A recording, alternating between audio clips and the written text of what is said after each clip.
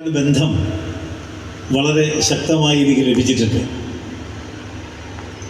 നമ്മെ വിട്ടുപോയ MD തന്നച്ചനും പ്രിയപ്പെട്ട തോമസ് കുട്ടിച്ചായനും KP കോശിയങ്ങളുമൊക്കെ ഓർമ്മയിൽ എന്ന് നിലനിൽക്കുന്നു. ഇന്നും മറക്കാത്ത ഓർമ്മയായി അമേരിക്കയിലുള്ള ബോബിച്ചായനും വെസ്ലിച്ചായനും എൻ്റെ മുൻപിലുണ്ട്. സ്നേഹസന്തോഷത്തോടെ കുവൈറ്റിൽ വെച്ച് പരിചയപ്പെട്ട അച്ചക്കുച്ചാനും ബാബുച്ചായനുമുണ്ട്. ബഹറിൽ പരിചയപ്പെട്ട ജോർജി എൻ്റെ ഓർമ്മയിൽ എപ്പോഴുമുണ്ട്. അങ്ങനെ വലിയ ഒരു ബന്ധ ശൃംഖല ഈ സഭയുമായിട്ടുണ്ട്. ഡോക്ടർ തരിയൻ മറക്കാനാകുന്ന വ്യക്തിത്വമല്ല. കോശി ജോർജ് സാർ മറക്കാൻ കഴിയുന്ന വ്യക്തിത്വമല്ല. മാത്യു കോശി സാർ മറക്കാൻ കഴിയുന്ന വ്യക്തിത്വമല്ല. ഇവരെല്ലാം സഭയുടെ എല്ലാ തലങ്ങളിലും ആത്മായ നേതാക്കന്മാരെന്ന നിലയിൽ അവരുടേതായ കർമ്മങ്ങൾ ചെയ്യുന്നവരാണ്. അവരുടെയൊക്കെ ബാലപാഠങ്ങൾ പഠിപ്പിക്കുവാനുള്ള വേദിയായ ഈ ദേവാലയത്തിൽ എത്തുവാൻ കഴിയുന്നതും ഏറെ സന്തോഷകരവും അനുഗ്രഹകരവുമാണ്. ഈ കാലയളവിൽ CSI സിലിണ്ടർ നേതൃത്വം കൊടുക്കുന്ന അഡ്വക്കേറ്റ് സാബു തോമസ്, സാബുചായനുമൊക്കെ ചെയ്യുന്ന സേവനങ്ങളെ നന്ദിയോടെ ഓർക്കുകയാണ്. ഇന്ന് ഈ സന്ധ്യാ യോഗത്തിൽ അഡ്വക്കേറ്റ് തോമസ് ജേക്കബ് പങ്കെടുക്കുന്നത് സന്തോഷകരമാണ്. ഞാൻ 5 മിനിറ്റ് മുമ്പ് മാത്രമാണ് തോമസ് കുട്ടിച്ചാനോട് ഞാൻ ഇങ്ങോട്ട് വരുന്നെന്ന് പറഞ്ഞത്. ഞാൻ എഴുന്നൂർ തിരിഞ്ഞ് പുളുത്തിട്ട പള്ളിയുടെ അവിടെ എത്തിയപ്പോൾ എനിക്ക് തോമസ് കുട്ടിച്ചാൻ്റെ വീട് ഓർമ്മ വന്നു. ഞാൻ തോമസ് കുട്ടിച്ചാനെ വിളിച്ചു. തോമസ് കുട്ടിച്ചാൻ പറഞ്ഞു ഞാൻ ഉടനെ വരിക എന്ന് പറഞ്ഞു. സ്നേഹത്തിൻ്റെ ആഴം അങ്ങനെയൊക്കെ ഞാൻ മനസ്സിലാക്കുകയാണ്. സ്നേഹത്തിൻ്റെ ആഴം അങ്ങനെ ശക്തമായി മുന്നോട്ട് പോകട്ടെ എന്ന് പ്രാർത്ഥിക്കുകയും ചെയ്യുകയാണ്. ഷാജി കെ ജോർജ് അച്ഛൻ ഈ സഭയുടെ സന്താനമെന്ന് എനിക്കറിയാം. അച്ഛൻ്റെ നല്ല സ്നേഹിതനും നല്ല സഹകാരിയുമാണ്. അച്ഛനെ ഓർത്തും ഈ സഭയുമായി ബന്ധപ്പെട്ട എല്ലാ വൈദിക ഗണങ്ങളെ ഓർത്തും ദൈവത്തിന് ഞാൻ നന്ദി അർപ്പിക്കുന്ന ദൈവത്തിന് സ്തോത്രം ചെയ്യുകയും ചെയ്യും. ഇന്ന് മനോഹരമായ ഗാനം പാടുന്ന പ്രിയപ്പെട്ട ഗായക സംഘത്തിന് പ്രത്യേകിച്ച് സജി എന്നെ വിട്ടു പോകത്തില്ല എന്നാണ് വിചാരിക്കുന്നത്. അവസാനം വരെ കാണണം. അച്ഛൻ പറഞ്ഞു കാണില്ല, ഇടയ്ക്ക് പാടുന്ന രോഗമുണ്ട്. സാധാരണഗതിയിൽ ഇത് ഒരു കൺവെൻഷൻ്റെ ആദ്യ ഞാൻ ഫോൺ നോക്കാൻ വേണ്ടിയില്ല, സമയം നോക്കി വേണമല്ലോ നോക്കിയിട്ട്. കൺവെൻഷൻ്റെ ആദ്യ ദിവസം നാം എത്തുമ്പോൾ വലിയ ആശങ്കകളോടാണ് എത്തുക. പലതര ഭാവമുള്ളവർ ഇവിടെ ഉണ്ട് എന്ന് എനിക്കറിയാം. ഞാനിത് പറഞ്ഞപ്പോൾ ഒരാളെ ഞാൻ മറന്നുകൂടാ. എൻ്റെ പ്രിയപ്പെട്ട ഇപ്പോഴത്തെ സഭാംഗം വനിത ആൻറ്റി 2-3 ദിവസം മുമ്പ് ഇവിടെ വന്നതെന്ന് മനസ്സിലാക്കുന്നു. ആൻറ്റി ഇവിടെ ഇരിപ്പുണ്ട്. ഞാൻ ആൻറ്റി ഓർത്തും ദൈവത്തിന് സ്തോത്രം ചെയ്തു. പല താല്പര്യത്തോടു കൂടിയാണ് ജനങ്ങൾ എത്തുക. അതിലൊന്ന്, എല്ലാ വർഷവും ഇത് നടക്കുന്നു, ഞാൻ എൻ്റെ ഭാഗമാകണം. മറ്റൊന്ന്, ഈ കൺവെൻഷൻ എന്തെങ്കിലും ഒരു നല്ല സന്ദേശം എനിക്ക് ലഭിക്കണം, ഒരു വാക്കെങ്കിലും എനിക്ക് ലഭിക്കണം, ഇത് ആഗ്രഹിക്കുന്നുണ്ടാകാം. അലക്ഷ്യമായിട്ടും വന്നവരുണ്ടാകാം. എന്തുമാകട്ടെ, ഒന്ന് നമുക്ക് കൃത്യമായി പറയാൻ കഴിയും. ഓരോ ഇത്തരം കൂട്ടങ്ങളും ആർക്കെങ്കിലുമൊക്കെ അത് ചില സന്ദേശം നൽകുന്നു. ആ സന്ദേശം നിങ്ങൾക്ക് തന്നെ ആകണമെന്നില്ല. സംസാരിക്കുന്ന എനിക്ക് തന്നെയാകാം. പ്രസംഗിക്കുന്നവർക്കറിയാം, ഒരേ വേദഭാഗങ്ങൾക്ക് ഓരോ ഇടത്തും ഓരോ രീതിയിലല്ല ദൈവം സന്ദേശം നൽകുന്നത്. അതാതിടത്തുള്ള ദൈവിക ആലോചനകൾ അവിടുത്തെ പ്രിയപ്പെട്ടവർക്കുള്ള സന്ദേശമാണ്. അത് ചിലപ്പോൾ സംസാരിക്കുന്നവർക്കുള്ള സന്ദേശവുമാകാം. എങ്കിൽ നമുക്കൊരു ചോദ്യം സ്വാഭാവികമായിട്ടുണ്ട്. Why we are here? നാം എന്തുകൊണ്ടാണ് ഇവിടെ വന്നത്? പണ്ട് ഞാൻ കുട്ടനാട്ടിലൊരു കൺവെൻഷൻ പ്രസംഗത്തിന് പോയി. ഒരു ആദ്യഫല പെരുന്നാളിന് പോയി. ആദ്യഫല പെരുന്നാളിന് പോയപ്പോൾ ഒരു കൊച്ചൾത്താരയാണ്. ഈ കൊച്ചൾത്താരയിൽ അതിൻ്റെ 4 മൂലയിലും ഓരോ താറാവിനെ ഇങ്ങനെ കെട്ടി തൂക്കിയിട്ടില്ല. അപ്പോൾ ഈ താറാവിനെ അൾത്താരയാണെന്നോ അല്ലെങ്കിൽ അങ്ങാടിയാണെന്നോ ഒന്നും വ്യത്യാസമൊന്നുമില്ല. അപ്പോൾ താറാവിന് ചെയ്യാവുന്നതൊക്കെ താറാവ് ചെയ്യുന്നുണ്ട്. ഈ ആരാധന മധ്യേ ഇങ്ങനെ സാധന സാമഗ്രികൾ കൊണ്ടുവന്നു, പ്രാർത്ഥനയെ കഴിഞ്ഞു. അപ്പോൾ ഞാൻ അവിടുത്തെ ഒരാളോട് ചോദിച്ചു, ഈ ഫലമൂലാദികളൊക്കെ കൊണ്ടുവന്ന് സമർപ്പിച്ചത് എനിക്ക് മനസ്സിലായി, പക്ഷേ ഈ താറാവിനെ ഇങ്ങനെ കെട്ടിയിട്ടേക്കുന്ന കാര്യം എനിക്ക് മനസ്സിലായില്ല. അപ്പോൾ ഈ ചോദിച്ച കൈക്കാരൻ പ്രായത്തിൽ വളരെ കുറഞ്ഞ ആളാണ്. അദ്ദേഹം ഇന്ന് മൂത്ത കൈക്കാരനോട് ചോദിച്ചു, എന്താണ് ഈ താറാവിൻ്റെ ചരിത്രം എന്ന് ചോദിച്ചു. പുള്ളിക്കും അറിയത്തില്ല. അപ്പോൾ അവിടെ ക്ഷീണം വന്നൊരു അപ്പച്ചനെ മാറിയിരിപ്പോൾ അപ്പച്ചനോട് ചോദിച്ചു, അപ്പച്ച എന്താണ് ഇതിൻ്റെ കാര്യം? അപ്പോൾ അപ്പച്ചൻ പറഞ്ഞു, ഇതിൻ്റെ കാര്യം എനിക്കും അറിയത്തില്ല, ഞങ്ങൾ അപ്പനപ്പന്മാരുടെ കാലം മുതൽ ഇങ്ങനെ ഈ കെട്ടിട്ടതിൻ്റെ കാര്യം അറിയത്തില്ല, അപ്പനപ്പന്മാരുടെ കാലം മുതൽ ഇങ്ങനെ നടക്കും. നമ്മുടെ പല കൺവെൻഷനുകളും അങ്ങനെ തന്നെയാണ്. അപ്പനപ്പന്മാരുടെ കാലമുള്ളത് അത് മുടക്കാതെ കൊണ്ടുപോകുക എന്നുള്ളതല്ലാതെ എന്തെങ്കിലും ഒരു സന്ദേശം അതിൽ എടുക്കണമെന്ന് വിചാരിക്കുന്ന എണ്ണം കുറയുന്ന ഒരു കാലഘട്ടം കൂടിയാണ്.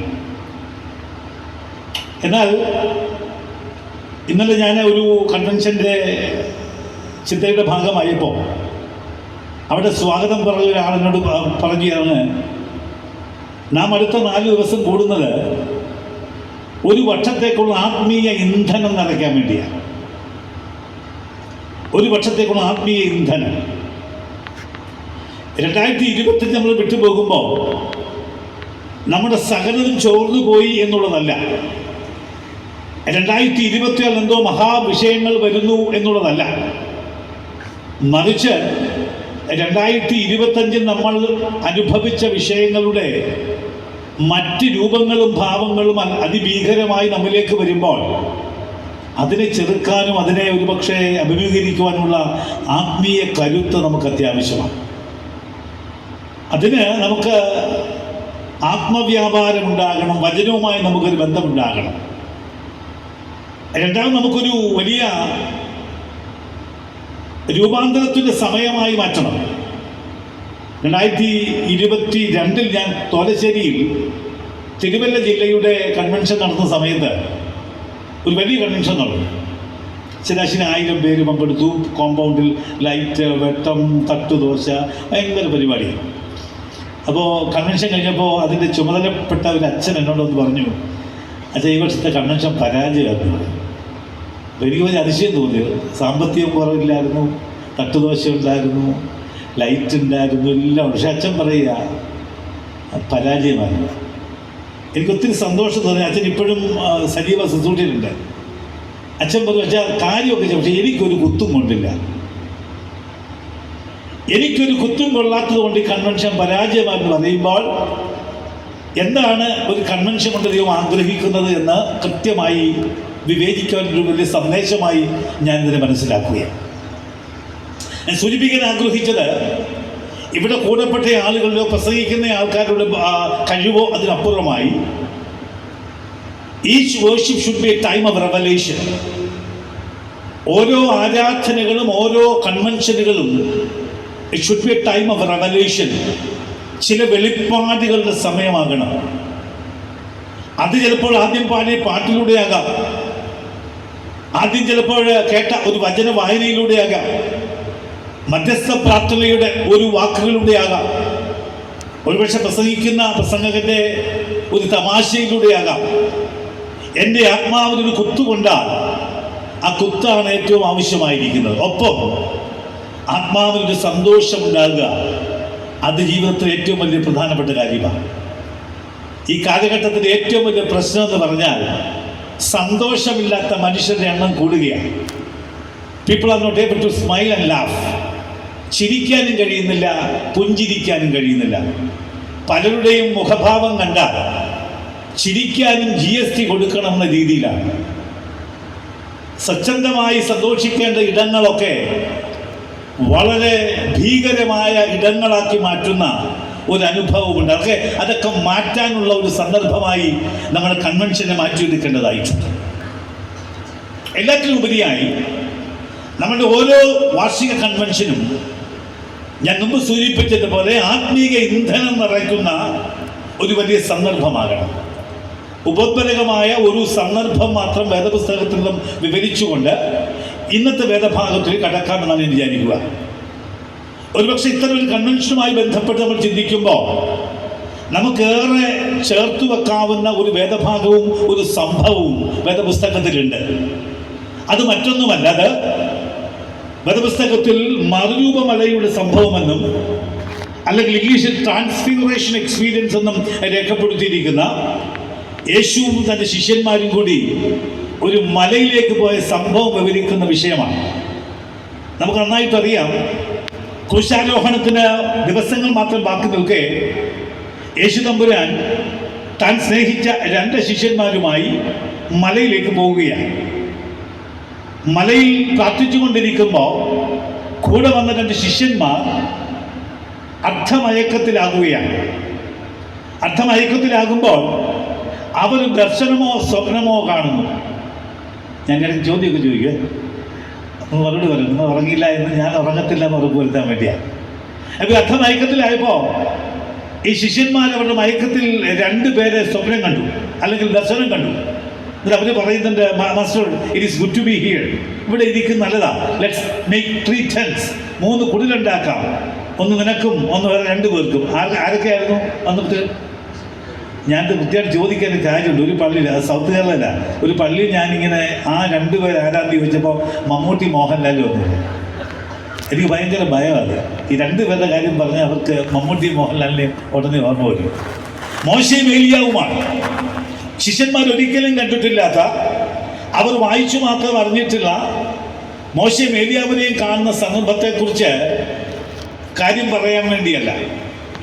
എന്നാൽ യേശുതമ്പുരാൻ ഈ ശിഷ്യന്മാർ ദർശനം കാണുന്ന സമയത്ത് യേശുതമ്പുരാന്റെ മനസ്സിൽ കൂടെ പോയ സംഭവത്തെക്കുറിച്ച്, അല്ലെങ്കിൽ എന്താണ് യേശുവിൻ്റെ മനസ്സിലൂടെ പോയത് എന്ന് ഒരു വേദപുസ്തക ചിന്തകൻ വിവരിച്ചിട്ടുണ്ട്. അത് ആ വേദപുസ്തക ചിന്തകന്റെ ഭാഷ്യത്തിൽ ഇങ്ങനെ പറയുക: while Jesus was going through extra cognitive strain, his disciples were sleeping. The question arised in his mind was whether to proceed or not. ശിഷ്യന്മാര് ഉറങ്ങിയ സമയത്ത് കർത്താവ് ജീവിതത്തിലെ എക്സ്ട്രാ കോഗ്നിറ്റീവ് സ്ട്രെയിൻ എന്ന് പറഞ്ഞാൽ ആംഗലേയ ഭാഷയിൽ മനുഷ്യന്റെ വേദനയെ വർണ്ണിക്കാൻ ഇതിൽ പരമായൊരു ഭാഷയില്ല. അപ്പോൾ യേശുവിന് അത്ര കഠിനമായ വേദനയിൽ പോകുമ്പോൾ ശിഷ്യന്മാർ ഉറങ്ങുകയായിരുന്നു. അപ്പോൾ യേശുവിൻ്റെ മനസ്സിലൂടെ പോയ ചിന്ത എന്ത് എന്ന് ഈ വേദപുസ്തക ചിന്തകൻ പറയുന്നു: whether to proceed or not, മുന്നോട്ട് പോകണമോ വേണ്ടയോ. കാരണം താഴ്വാരത്തിൽ ക്രൂശാരോഹണത്തിൻ്റെ അലയലിയുണ്ട്, ചാട്ടവാറടിയുടെ ഭീകരതയുണ്ട്, അത്തരം ഗൂഢാലോചനകളുടെ അലയലികളുണ്ട്. അതുകൊണ്ട് ശിഷ്യന്മാർ ഉപദേശിച്ചു, master, it is good to be here. ഇവിടെ ഇരിക്കും നല്ലതാണ്, ഈ 4 ചുവരിലിരിക്കും നല്ലതാണ്. അപ്പോൾ യേശുവിൻ്റെ ചോദ്യം അയച്ചവനോട് ചോദിക്കുകയാണ്: ഹൗ ഷുഡ് ഐ മൂവ്? ഞാൻ എങ്ങനെ മുന്നോട്ട് പോകണം? Should I B here? ഇവിടെ ഇരിക്കുന്നതാണോ നല്ലത്, താഴേക്ക് പോകുന്നതാണോ? ഞാൻ സൂചിപ്പിക്കാൻ ആഗ്രഹിച്ചത്, ലോകത്തിലെ ആദ്യത്തെ റിട്രീറ്റ് എന്ന് പറയാവുന്ന ഈ ട്രാൻസ്ഫിഗറേഷൻ മല, രൂപാന്തര മലയുടെ അവിടെയുള്ള അതേ മനോഭാവത്തോടു കൂടി വേണം നാം ഈ പന്തലിരിക്കുവാൻ. നമ്മൾ ആരും പെർഫെക്റ്റ് അല്ല. ഞാൻ കാര്യം സൂചിപ്പിക്കട്ടെ, 100 വാക്ക് അങ്ങോട്ട് പറഞ്ഞാൽ അതിൽ 90 വാക്കും എൻ്റെ രൂപാന്തരത്തിലുള്ളതാണ് എന്ന് പറയാൻ മടിയില്ലാത്ത ഒരാളാണ് ഞാൻ. 100 വാക്ക് പറയുമ്പോൾ അതിൽ 90 വാക്ക് എന്നോടുകൂടെയാണ്. അതിൽ 10 വാക്ക് മാത്രം നിങ്ങൾക്ക് കിട്ടാം. അതിൽ 1 വാക്ക് നിങ്ങളുടെ രൂപാന്തരത്തിൽ ഇടയാകുമെങ്കിൽ അതാണ് ഈ കൺവെൻഷൻ്റെ വിജയം. അതിന് ദൈവമേ എന്നോട് സംസാരിക്കണമേ എന്ന് പറയുന്ന നിമിഷങ്ങളാക്കി മാറ്റണം. ഇന്നലെ വരെ കേട്ട വചനത്തിൽ നിന്ന് വ്യത്യസ്തമായി ഒന്നും കേൾക്കാനില്ല. ഇന്നലെ വായിച്ച വാക്യങ്ങൾ മാത്രമേ ഇന്നും വായിക്കാനുള്ളൂ. പക്ഷെ ഇന്ന് വായിക്കുമ്പോൾ വളരെ വ്യത്യസ്തമായി എന്തെങ്കിലും കാണേണ്ടതായിട്ടുണ്ട്. അതിലേതെങ്കിലും ഭാഗം ഞാനുമായി ചേർത്ത് വെക്കണമെങ്കിൽ, ഏതെങ്കിലും ഭാഗം എൻ്റെ ജീവിതമായി കൂട്ടിയിണക്കണമെങ്കിൽ, ഏതെങ്കിലും വചനം ഹൃദയത്തിൽ അടയാളപ്പെടുത്തണമെങ്കിൽ, ഏതെങ്കിലും ചിന്തകൾ എൻ്റെ സുഹൃത്തിൻ്റെ വീട്ടിലേക്ക് പകരണമെങ്കിൽ, അതിനായി ഞാൻ ഒരുപക്ഷെ സജ്ജമാകുന്ന ഒരു സന്ധ്യയായി ഇത് മാറ്റേണ്ടതായിട്ടുണ്ട്. നമുക്ക് കണ്ണുകളെ അടയ്ക്കാം, പ്രാർത്ഥിക്കാം. ദൈവത്തിൻ്റെ കൃപ നമ്മോട് കൂടെ ഇരിക്കട്ടെ. നമ്മൾ ആരെയും നോക്കുകയല്ല, മറിച്ച് ദൈവമേ ഇനിയുള്ള നിമിഷങ്ങളിൽ എന്നോട് നീ സംസാരിക്കണം.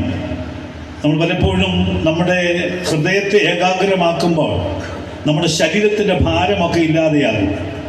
ഇപ്പോഴും നമ്മുടെ ശരീരത്തിന് ഭാരമുണ്ടെങ്കിൽ അർത്ഥം ഹൃദയത്തെ ഏകാഗ്രമാക്കിയില്ല എന്നാണ്.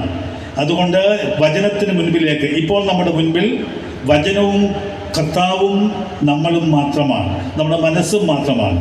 നമ്മുടെ ശരീരം നമ്മൾ ദുർബലമാക്കുന്നു, ബലഹീനമാക്കുന്നു, സമ്പൂർണമായി ഈ ദൈവത്തിനെ സമർപ്പിക്കുന്നു. വരുന്ന നിമിഷങ്ങളിലെ വചനത്തിലെ ഏതെങ്കിലും വാക്ക് എൻ്റെ ജീവിതത്തിൽ ഉതകണമേ എന്ന് പ്രാർത്ഥിക്കുന്ന നിമിഷങ്ങളാണ്.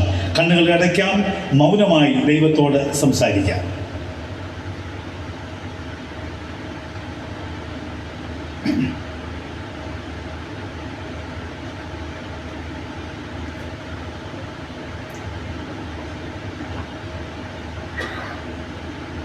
നിൻ രൂപം കാണാൻ കണ്ണില്ലാതെ, നിൻ സ്വരം കേൾപ്പാൻ കാതില്ലാതെ, നിൻ സ്നേഹം നുകരാൻ കരളില്ലാതെ, അന്നു ഞാൻ പാപത്തിൽ വീണലഞ്ഞു. ജീവൻ നൽകി, സ്നേഹം നൽകി, ശാശ്വത മോക്ഷം നൽകി, സർവലോകപാലക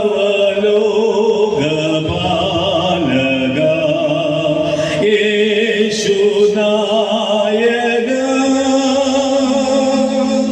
സാക്ഷികൾ ഞങ്ങളെ കാത്തുകൊള്ളുകേ, സാക്ഷികൾ ഞങ്ങളെ കാത്തുകൊള്ളുകേ. ഇന്നു ഞാൻ കാണുന്നു നിന്റെ രൂപം, ഇന്നു ഞാൻ കേൾക്കുന്നു നിന്റെ സ്വരം, ഇന്നു ഞാൻ നുകരുന്നു നിന്റെ സ്നേഹം. എന്നുവൻ ജീവനിൽ വാണിടുക, ജീവൻ നൽകി, സ്നേഹം നൽകി, ശാശ്വത മോക്ഷം നൽകി, സർവലോകപാലക യേശുനായക. സാക്ഷികൾ ഞങ്ങളെ കാത്തുകൊള്ളുകേ.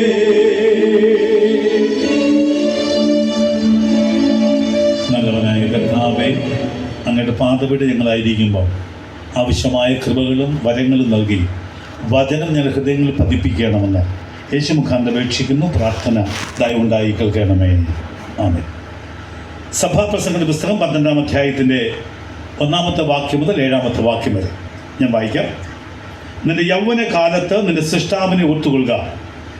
ദുർദിവസങ്ങൾ വരികയും എനിക്കിഷ്ടമില്ല എന്ന് നീ പറയുന്ന കാലം സമീപിക്കുകയും സൂര്യനും വെളിച്ചവും ചന്ദ്രനും നക്ഷത്രങ്ങളും ഇരുണ്ടു പോകുകയും മഴ പെയ്ത ശേഷം മേഘങ്ങൾ മടങ്ങി വരികയും ചെയ്യും മുമ്പേ തന്നെ അന്ന് വീട്ടുകാവൽക്കാർ വിറയ്ക്കും, ബലവാന്മാർ കുനിയും, അരയ്ക്കുന്നവർ ചുരുക്കമാകാൻ അടങ്ങിയിരിക്കും, കിളിവാതിലിൽ കൂടി നോക്കുന്നവർ അന്ധന്മാരാകും, തെരുവിലെ കഥകൾ അടയും, അരയ്ക്കുന്ന ശബ്ദം മന്ദമാകും, പക്ഷികളുടെ ശബ്ദത്തിങ്കൽ ഉണർന്നു പോകും, പാട്ടുകാരത്തികളൊക്കെയും തളർന്നു പോകുകയും ചെയ്യും.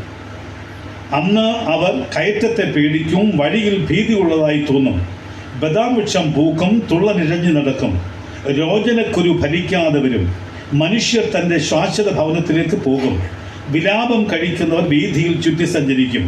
അന്ന് വെള്ളിച്ചരട് അറ്റുപോകും, പൊൻകിണ്ണം തകരും, ഉറവെങ്കില കുടമുടയും, കിണറ്റിങ്കല ചക്രം തകരും.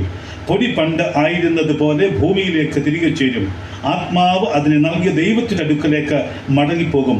ഹാ മായ മായ, സകലവും മായത്രേ എന്ന് സഭാപ്രസംഗി പറയും. ഈ വിഷയവുമായി ബന്ധപ്പെട്ട് ധാരാളം പ്രസംഗങ്ങൾ കേട്ടവരാണ് നമ്മൾ. അതുകൊണ്ട് തന്നെ ഞാൻ സൂചിപ്പിച്ചത് പോലെ പുതുതായിട്ട് എനിക്കൊന്നും പറയാനായിട്ടില്ല, മറിച്ച് നിങ്ങളുടെ മുൻപിൽ ഇരിക്കുന്നതും ആ വചനത്തെ ഒന്ന് ഓർമ്മപ്പെടുത്തുകയും ഒരുപക്ഷെ മറന്നു പോയതിനെ ഒന്ന് ഹൃദയത്തിൽ പുനർജീവിപ്പിക്കുകയും ചെയ്യുന്ന ഒരു കർത്തവ്യം മാത്രമാണ് ദൈവം എനിക്ക് നൽകിയിരിക്കുന്നത്.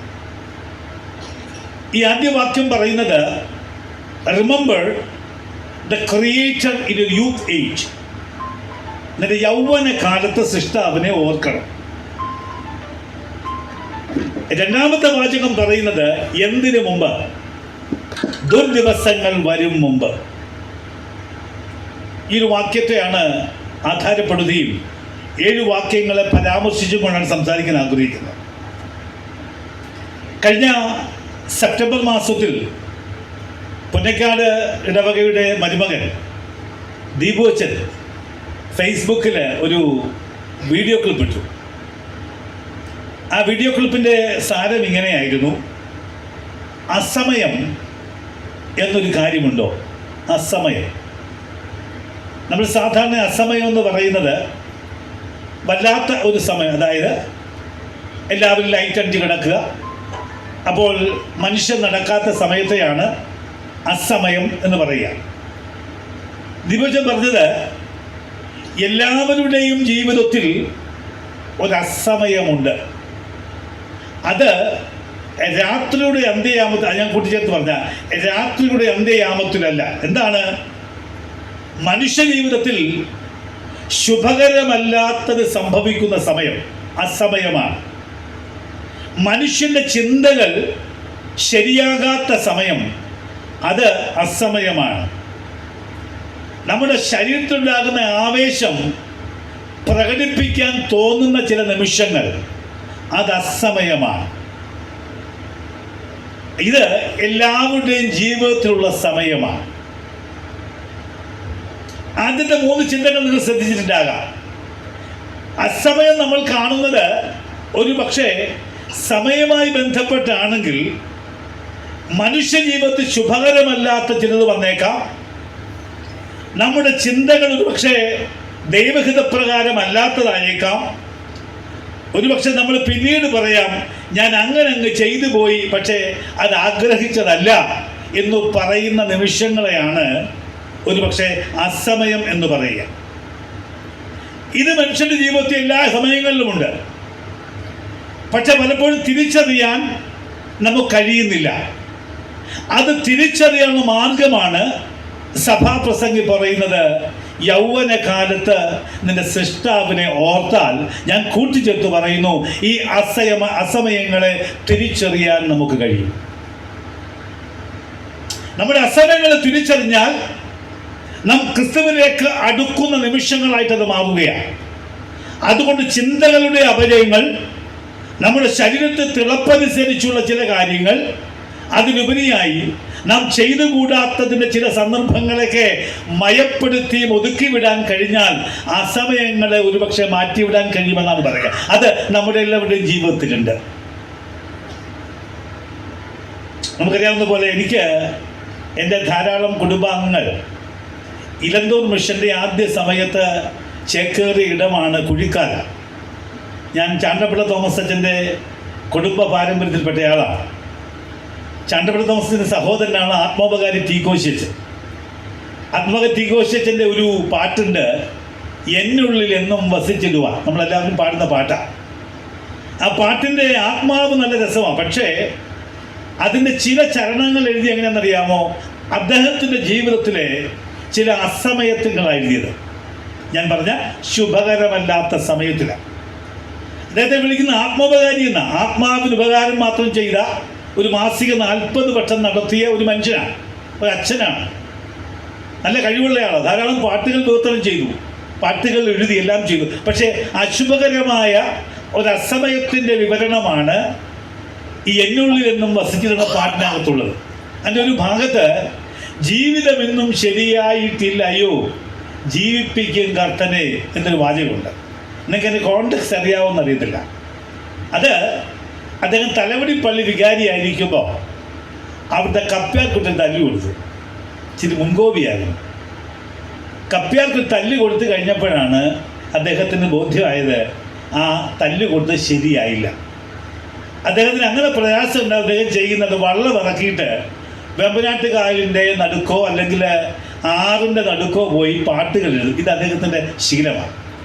അങ്ങനെ കപ്പ്യാർക്കൊരു തല്ല് കൊടുത്തിട്ട് അദ്ദേഹം വള്ളം ഇറക്കിപ്പോയി എഴുതിയ പാട്ടിൻ്റെ ഒരു ചരണമാണ് ജീവിതമെന്നും ശരിയായിട്ടില്ലയോ ജീവിപ്പിക്കും കർത്തനെ. അപ്പം ആദ്യത്തെ 4 വരി കേട്ടാൽ ഇങ്ങനൊരു അസമയം ഉണ്ടെന്ന് തോന്നത്തില്ലല്ലോ. പക്ഷെ ഒരു 4 വരി പറയുന്നു, ജീവിതത്തിൽ അസമയമുണ്ട്. ജീവിതമൊന്നും ശരിയായിട്ടില്ലയോ, ജീവിപ്പിക്കും കർത്തനെ.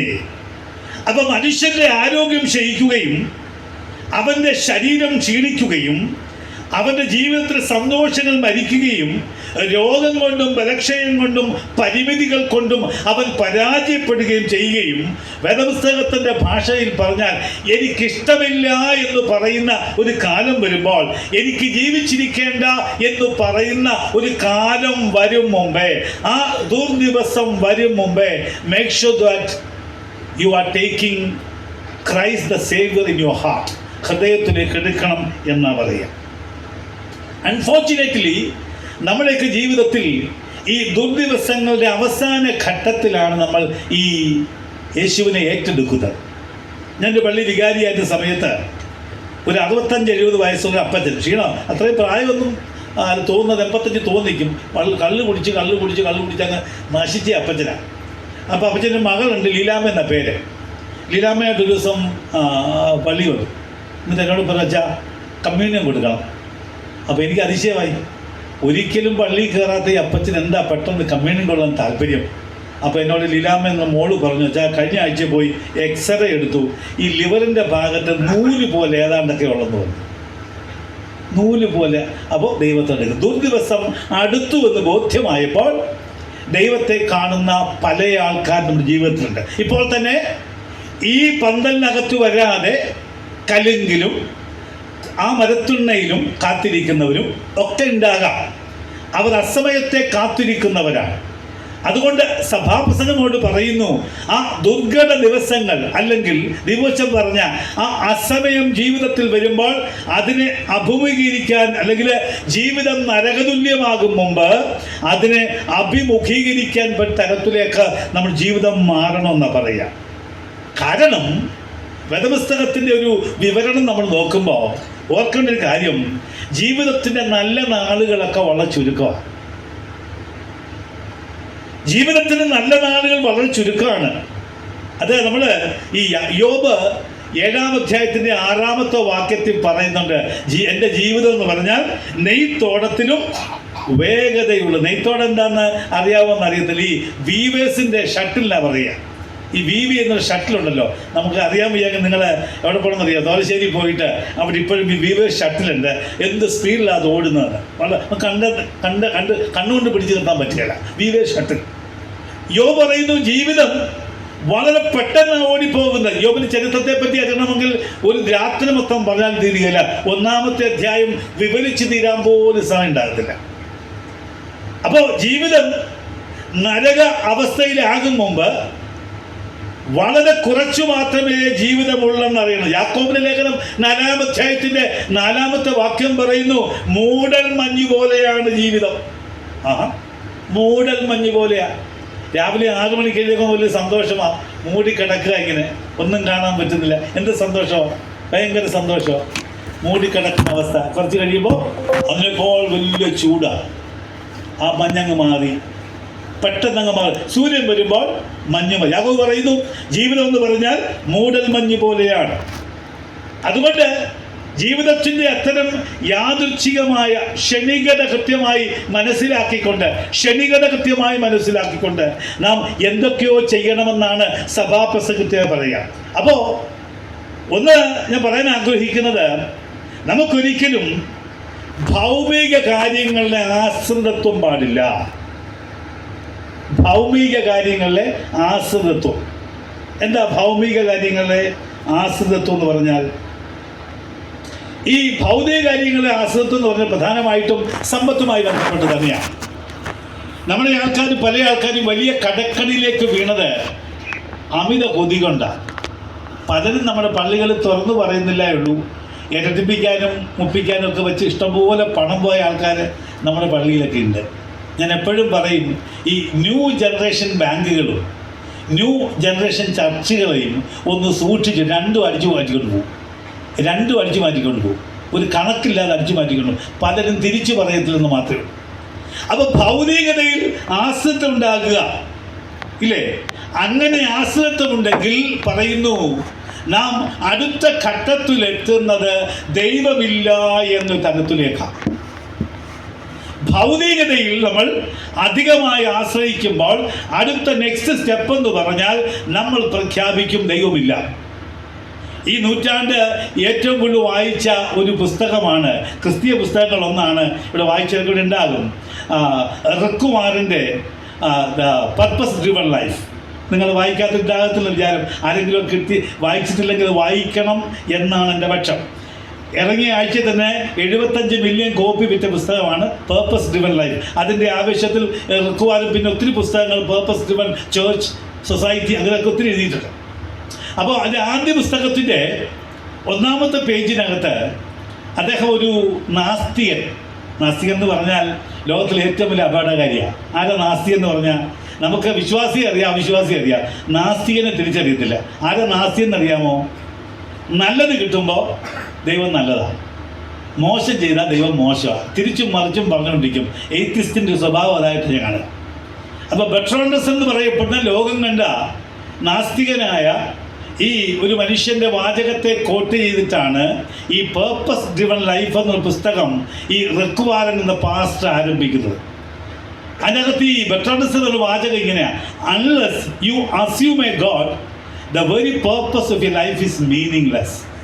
നീ ഒരു ദൈവത്തെ കരഗതമാക്കിയില്ല എങ്കിൽ നിന്റെ ജീവിതം അർത്ഥശൂന്യമാണ് എന്ന് പറയുന്നത് എയ്ത്തിസ്റ്റ് ആയിരുന്ന ഈ ബെർട്രാൻഡ് റസ്സലിനെ കോട്ട് ചെയ്താണ് അദ്ദേഹം പുസ്തകം എഴുതുന്നത്. ഞാൻ സൂചിപ്പിച്ചത് ഭൗതിക കാര്യങ്ങളിലും ഭൗമിക കാര്യങ്ങളിലും താല്പര്യം കണ്ടെത്തുന്നവരുടെ അടുത്ത ലക്ഷ്യം എന്ന് പറയപ്പെടുന്നത് ദൈവമില്ല എന്ന് സമർത്ഥിക്കുക എന്നുള്ളതാണ്. അതുകൊണ്ട് സഭാപ്രസംഗയുടെ ചിന്ത എന്ന് പറയുമ്പോൾ ലൈഫ് എന്ന് വളരെ ഷോർട്ടാണ്, അത് അൺസർട്ടനുമാണ്. അതുകൊണ്ട് വളരെ ശ്രദ്ധയോടുകൂടി ഭൗമിക കാര്യങ്ങളിൽ നിന്നും വിടുതൽ പ്രാപിച്ചു നിൽക്കണമെന്നാണ് പറയുക. നമ്മൾ ലൂക്കോസിന് സുവിശേഷം 12-ാം അധ്യായത്തിൻ്റെ 16 മുതൽ 20 വരെയുള്ള വാക്യങ്ങൾ വായിക്കുമ്പോൾ നമുക്കറിയാവുന്ന യേശു തമ്പുരാൻ്റെ ഒരു കഥ പറയുന്നുണ്ട്. കളപ്പുരകളെ കുറിച്ചുള്ളതാണ്. കളപ്പുരകളാണ്. അവിടെ 3 വാക്ക് നിങ്ങൾ I me I and me, ഞാനും എൻ്റേതും, ഇത് മാത്രമാണ്. നമുക്കറിയാം, ആ കഥ പറ്റി പറയേണ്ട ആവശ്യമില്ല, അല്ല ആ ഉപമ പോലെ പരാമർശിച്ച് പറയേണ്ട ആവശ്യമില്ല. എന്താണ്? എല്ലാം നിറച്ചു വച്ചിട്ട് ഞാനെന്ന് പറയുന്ന അതിനെ നോക്കി സന്തോഷിക്കുന്നവരോട് അങ്ങനെ സന്തോഷിക്കാൻ പാടില്ല എന്ന് പറയുന്നതിന് ശേഷം സഭാപ്രസംഗി 1:2-ലും 2:18-20 പറയുന്നു, എല്ലാം മായ.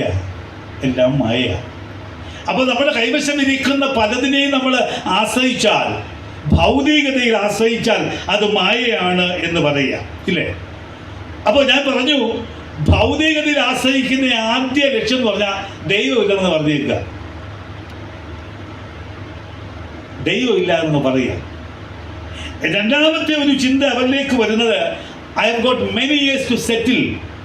എനിക്ക് ലൈഫ് സെറ്റിൽ ചെയ്യാൻ ഒത്തിരി സമയമുണ്ടെന്നൊരു ചിന്തയാണ്. ഇതാണ് ഒരു പക്ഷേ ഭൗതികതയുടെ 2 അപകടങ്ങൾ. 1, ദൈവമില്ല എന്ന പ്രഖ്യാപനം. 2, എനിക്ക് ഒത്തിരി വർഷമുണ്ടെന്നുള്ളൊരു ചിന്ത. ഈ ആൻ്റണി പടിയറ പിതാവിൻ്റെ ഒരു പുസ്തകമുണ്ട്, ആൻ്റണി പടിയറ ഫലിതങ്ങൾ. അതിനകത്ത് ചങ്ങനാശ്ശേരി അതിരൂപതയിലെ ഒരു പലിശക്കാരനെ അച്ഛനെക്കുറിച്ച് പല കഥകൾ പറയുന്നെങ്കിലും എനിക്ക് ഏറ്റവും ഇഷ്ടപ്പെട്ട ഒരു കഥയുണ്ട്.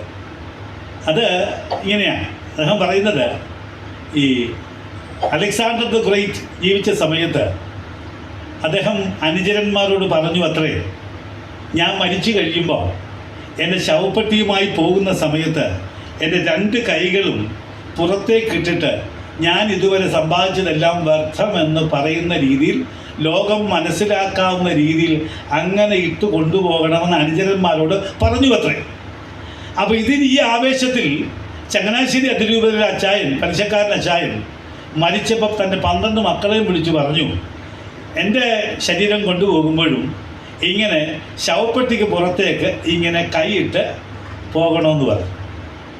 പക്ഷേ ഈ ചങ്ങനാശ്ശേരി അതിരൂപതയിലെ അപ്പച്ചൻ്റെ ബോഡി കൊണ്ടുപോയപ്പോൾ സ്ത്രീകളൊക്കെ താടിക്ക് കൈയും കൊടുത്ത് പറഞ്ഞു, ചത്തിട്ട് അവൻ്റെ കൊതി തീർന്നില്ല.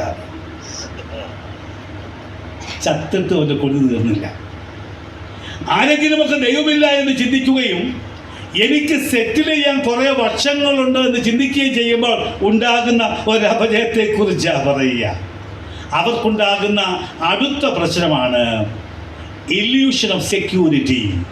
എൻ്റെ നിലനിൽപ്പിനെ കുറിച്ചുള്ള വലിയൊരു ചിത്തഭ്രമം, ഹലൂസിനേഷൻ ഓഫ് സെക്യൂരിറ്റി. അതായത് നിലനിൽപ്പിനെ കുറിച്ചുള്ള ചിത്തഭ്രമം. നമുക്കൊല്ലം ഉണ്ടെങ്കിൽ ഇപ്പം തിരുത്തിക്കണം. ഭൗതികതയിൽ ആരെങ്കിലും ആശ്രിതനാകുന്നുവെങ്കിൽ ദൈവമില്ല എന്ന് പറയും. 2 പറയാൻ got many years to settle. 3 ചിത്തഭ്രമം ഉണ്ടാകുന്നത് അറിയാമോ? എൻ്റെ ജീവിതത്തിൻ്റെ അവസാനം എന്താകുമെന്ന് വലിയ ഭയവും ഉണ്ടാകും. ഈ 3 വിഷയത്തെക്കുറിച്ചാണ് സഭാപ്രസംഗം കൃത്യമായി പറയുന്നു. അത്തരം ആൾക്കാരോട് തമ്പുരാൻ പറയുകയാണ് സഭാപ്രസംഗം വഴി, remember the creator in your youth age. അപ്പോൾ ദൈവമില്ല എന്ന് പറയുക, എനിക്കൊത്തിരി വർഷമുണ്ടെന്ന് പറയുക, അവസാനം ഇതെല്ലാം പരാജിതമാകുമ്പോൾ മരിക്കാൻ പോലും ഭയമുണ്ടാകുന്ന വലിയ തലത്തിലേക്ക് കാര്യങ്ങൾ മാറുക. നിങ്ങൾ ശ്രദ്ധിച്ചിട്ടുണ്ടോയെന്ന് അറിയത്തില്ല, ചിലർക്ക് മരണം കേൾക്കുമ്പോൾ പേടിയാണ്. ഭയങ്കര പേടിയുള്ളവരുണ്ട്. മരണം കേൾക്കുമ്പോൾ പേടിയുള്ളവരുണ്ട്. എന്തിനാ മരണം? എന്തിനാ? ഒരു കുറ്റിക്കുറ പൗഡറും 2 കഷ്ണം പഞ്ഞിയും ഒരു താടി കെട്ടുന്നതും കിട്ടിയാൽ തന്നെ പേടിക്കുന്ന ആൾക്കാർ എത്തുന്നുണ്ട്. ഭയം അങ്ങനെ ധാരാളമുണ്ട്. ഈ ചിത്തഭ്രമത്തിൻ്റെയൊക്കെ കാരണമെന്ന് പറയുന്നത് ഒരു പക്ഷേ ഭൗതികതയിലെ അതീവ ഗുരുതരമായ അടിയറവയ്പ്പാണ് എന്നാണ് ഒരുപക്ഷെ പറയാൻ ആഗ്രഹിക്കുന്നത്. അപ്പോൾ ഈ സഭാപ്രസംഗി പറയുന്നത്, നിങ്ങൾ ബോറടിച്ച പറയണേ, ഈ സഭാപ്രസംഗി പറയുന്നത് ദൈവത്തെ ക്ഷണികമായി ഓർക്കുന്ന കാര്യമൊന്നുമില്ല. അതാ ഞാൻ ഈ നാസ്തിയന്മാരുടെ കാര്യം പറഞ്ഞത്. നമ്മളിപ്പോൾ നാസ്തിയന്മാരാ. ഇപ്പോൾ നമ്മുടെ മോന് അമേരിക്ക ജോലി അല്ലെങ്കിൽ കാനഡയിൽ എൻട്രി നിഷേധിച്ചിരുന്ന സമയത്ത് നമുക്കങ്ങ് ഭയങ്കര പ്രാർത്ഥന. പള്ളി എന്നും വരുമായിരുന്നു. മോൻ അമേരിക്കയിൽ പോയി കഴിഞ്ഞാലോ പള്ളി വരുന്നില്ല. ഞാൻ പിന്നെ കേട്ട കാര്യം, എല്ലാവരും അമേരിക്കയല്ല, പിന്നെ കേട്ട കാര്യമല്ല പറയുക. അപ്പോൾ യൗവനകാലത്ത് ഓർക്കുക എന്ന് പറഞ്ഞാൽ ദുർദിവസങ്ങൾ വരും മുമ്പേ ഓർക്കണം. ജീവിതത്തിൽ സന്തോഷത്തോടെ ഇരിക്കുമ്പോൾ ഓർക്കണം. ഞാൻ എപ്പോഴും എൻ്റെ കുഞ്ഞുങ്ങളോട് പറയാറുണ്ട്, യങ് കപ്പിൾസിനോട്, പ്രയാസപ്പെട്ടാലും കുഞ്ഞുങ്ങളെ കൊണ്ട് പള്ളിയോടങ്ങ് എറിഞ്ഞിട്ടേ, നിങ്ങളങ്ങ് എറിഞ്ഞിട്ടോ, അവിടെ കൊണ്ട് കളിക്കട്ടെ. എൻ്റെ പള്ളി കൊച്ചുങ്ങൾ കളിക്കാൻ വലിയ സന്തോഷമാണ്. എൻ്റെ വിനീതാൻ്റെ ഇരിപ്പുണ്ട്. ഞാൻ ഏറ്റവും കൂടുതൽ താലോലിക്കുന്ന കൊച്ചു കുഞ്ഞുങ്ങളെ. കാരണം ഒരിക്കലെങ്കിലും ഈ രൂപം കണ്ട് അവരുടെ ഭീകരാവസ്ഥകൾ ആളുണ്ടെന്ന് കണ്ട് പള്ളി കയറാതെ ഇരുന്നാൽ പിന്നെ അവനെ ഒരിക്കലും പിടിച്ചാൽ കിട്ടുകയില്ല. നമ്മൾ മാക്സിമം കുഞ്ഞുങ്ങളെയൊക്കെ ചേർത്ത് കിട്ടും. എൻ്റെ ഈ ഗേളിലും പിടിച്ചോണ്ട് ഓടുന്ന കുഞ്ഞുങ്ങളുണ്ട്. എനിക്കൊന്ന് വിരുന്നാൻ്റെ കൊച്ചുമോനെ എൻ്റെ ഗേളിലും പിടിച്ചോണ്ട് ഓടും പലപ്പോഴും. എന്നാൽ അവൻ്റെ പ്രയാസം വരും. കാരണം അവൻ വളരേണ്ട ഇടമാണിത്. അവൻ ദൈവത്തെ അറിയണം. അപ്പോൾ ക്ഷണികമായിട്ട് ഓർക്കുകയല്ല, ജീവിതത്തിലെ പ്രതിസന്ധികളുടെ മധ്യേ ഓർക്കുകയല്ല. ഇത് ജീവിതത്തിൽ ഞാൻ വിവാഹം കഴിക്കുന്ന കുഞ്ഞുങ്ങളോട് പറയാറുണ്ട്, ഒരു കാര്യം പറയാറുണ്ട്, you start your life with God. ഇന്നലെ വരെ 2 പക്ഷെ ഇന്ന് നീ ദൈവത്തിൽ ആരംഭിക്കുക. And share your problem with your God. നിന്റെ ക്രിസ്തുവുമായി നിന്റെ പ്രശ്നങ്ങളെ പരിഹരിക്കുക. If that is the case, you can refer all those issues back to God when you face troubles in your life. ജീവിതത്തിൽ പ്രതിസന്ധി ഉണ്ടാകുമ്പോൾ ആ വിഷയങ്ങൾ അങ്ങോട്ട് പറയാൻ പറ്റും. അപ്പോൾ പറയാനായിട്ട് ഇത് ക്ഷണികമായിട്ട് ദൈവത്തെ കാണുന്നവരല്ല, സന്തോഷം വരുമ്പോൾ മാത്രം ദൈവത്തെ കാണുന്നവരായിട്ടല്ല, സന്താപമുള്ള സമയത്തും ദൈവത്തെ കാണുന്നു. നമുക്കറിയാമല്ലോ, നമ്മൾ വീട്ടുപ്രാർത്ഥന എന്നാ മുടക്കുന്നത്? 2 സമയത്താണ് വീട്ടുപ്രാർത്ഥന. ഒന്ന്, വീട്ടിൽ വലിയ തല്ലുകൾ, ഭാഗ്യം നമ്മൾ വീട്ടിൽ തല്ലും കുടിയൊന്നും ഇല്ലാത്തതുകൊണ്ട് ആ രീതി മുടങ്ങത്തില്ല. പിന്നെ എന്നാ മുടങ്ങുന്നത്? ഒത്തിരി സന്തോഷമുള്ള ദിവസം ബന്ധുക്കളൊക്കെ വന്ന് രാവിലെ നല്ല ഞമ്മൊക്കെ അടിച്ച് ക്ഷീണിച്ച് അവസാനം അവർ ബോറാകുമ്പോഴത്തേക്ക് സ്റ്റാർട്ടെല്ലാം അവിടെ കൺവേർട്ട് ചെയ്ത് കണ്ണിൽ ഉറക്കം കയറി അവർ പോകുന്നതിന് മുമ്പേ നമ്മൾ കിടന്ന് ഉറങ്ങുന്ന തരമാണെങ്കിൽ ശരിക്കും അന്നും പ്രാർത്ഥന മുടങ്ങും. പിന്നെ പത്രോസിൻ്റെ കാര്യം നിങ്ങൾക്കറിയാം. പത്രോസ് പറഞ്ഞിട്ടുണ്ട്, വീട്ടുപ്രാർത്ഥന മുടക്കാതിരിക്കാൻ ഭാര്യയോട് വിവേകത്തോട് പെരുമാറണം എന്നും കൂടി പറഞ്ഞിട്ടുണ്ട്. അത് ഇപ്പോൾ ഞാൻ പറയാൻ ആഗ്രഹിക്കുന്നില്ല. ഞാൻ പറയാൻ ആഗ്രഹിച്ച കാര്യം, സാന്ദർഭികമായി ദൈവത്തെ അറിയുകയില്ല. കൃത്യമായി ദേവാലയത്തിൽ വരിക എന്നുള്ളതല്ല, കൃത്യമായി ക്രിസ്തുവിനെ കാണുക എന്നുള്ളതാണ്. സാന്ദർഭികമായി കണ്ട ഒരു സംഭവം ഞാൻ വിവരിക്കാം. അത് 2 ശമൂവേലിൻ്റെ പുസ്തകം 12-ാം അധ്യായത്തിൻ്റെ 5-ാമത്തെ വാക്യത്തിലാണ്. അത് ശൗൽ ദാവീദ് വിഷയമാണ്. ശൗലിൻ്റെ ദാവീദിൻ്റെ വിഷയമാണ്. നമുക്കറിയാം ശൗൽ ആരായിരുന്നെന്നും ദാവീദ് ആരാന്നൊക്കെ നമുക്കറിയാം. ദാവീദ് ചെയ്തുകൂടാത്ത വലിയൊരു പാപം ചെയ്തു. ഒരു പാപം ചെയ്ത് ആ പാപം വഴിയായിട്ട് കൊലപാതകം, ചതി, വഞ്ചന, കുറേ കാര്യങ്ങളൊക്കെ ചെയ്തു കഴിഞ്ഞ് ഇപ്പം ഈ 2 ശമൂവേൽ 12:5 ഒരു കപടനാടകം ഒരു പക്ഷെ ദാവീദ് കളിക്കുന്നുണ്ട്. എന്നറിയാമോ? യഹോവയാണ് ഇത് ചെയ്തവൻ മരണയോഗ്യൻ. നാഥാൻ പ്രവാചകൻ പറയുന്നതാണ്. അവിടെ വന്നപ്പോൾ കൃത്യമായിട്ട് ക്ഷണികമായി ദൈവത്തെ ഓർത്തു. അതിന് മുമ്പും ചിലപ്പോൾ ദാവീദ് അങ്ങ് മറന്നുപോയി. ക്ഷണികമായി ദൈവത്തെ ഓർക്കുകയില്ല, വളരെ കോൺസ്റ്റൻ്റായി ദൈവത്തെ ഓർക്കുന്ന ഒരു തരത്തിലേക്ക് മാറുക. ഇനി ദൈവത്തെ ഓർക്കാതെ ഇരിക്കുന്ന സന്ദർഭമുണ്ട്. അതും ഈ ദാവീദിൻ്റെ സമയത്ത് തന്നെയാണ് ദൈവത്തെ ഓർക്കാതെ ഇരിക്കുന്നത്. അതും നമ്മൾ വായിക്കുമ്പോൾ 1 ശമൂവേൽ 24:5 നമുക്ക് ആ സംഭവം നന്നായിട്ടറിയാം. ശൗല് ദാവീദിനെ കൊല്ലാനായിട്ട് പോവുക. കുറേ പടയാളികളുമായി ശൗലിങ്ങനെ വന്ന് ഒരു ഗുഹയിൽ വേദസ്ഥ എഴുതിയേക്കുന്നത് കാൽ മടക്കത്തിനായിട്ട് കയറിയിരിക്കുക.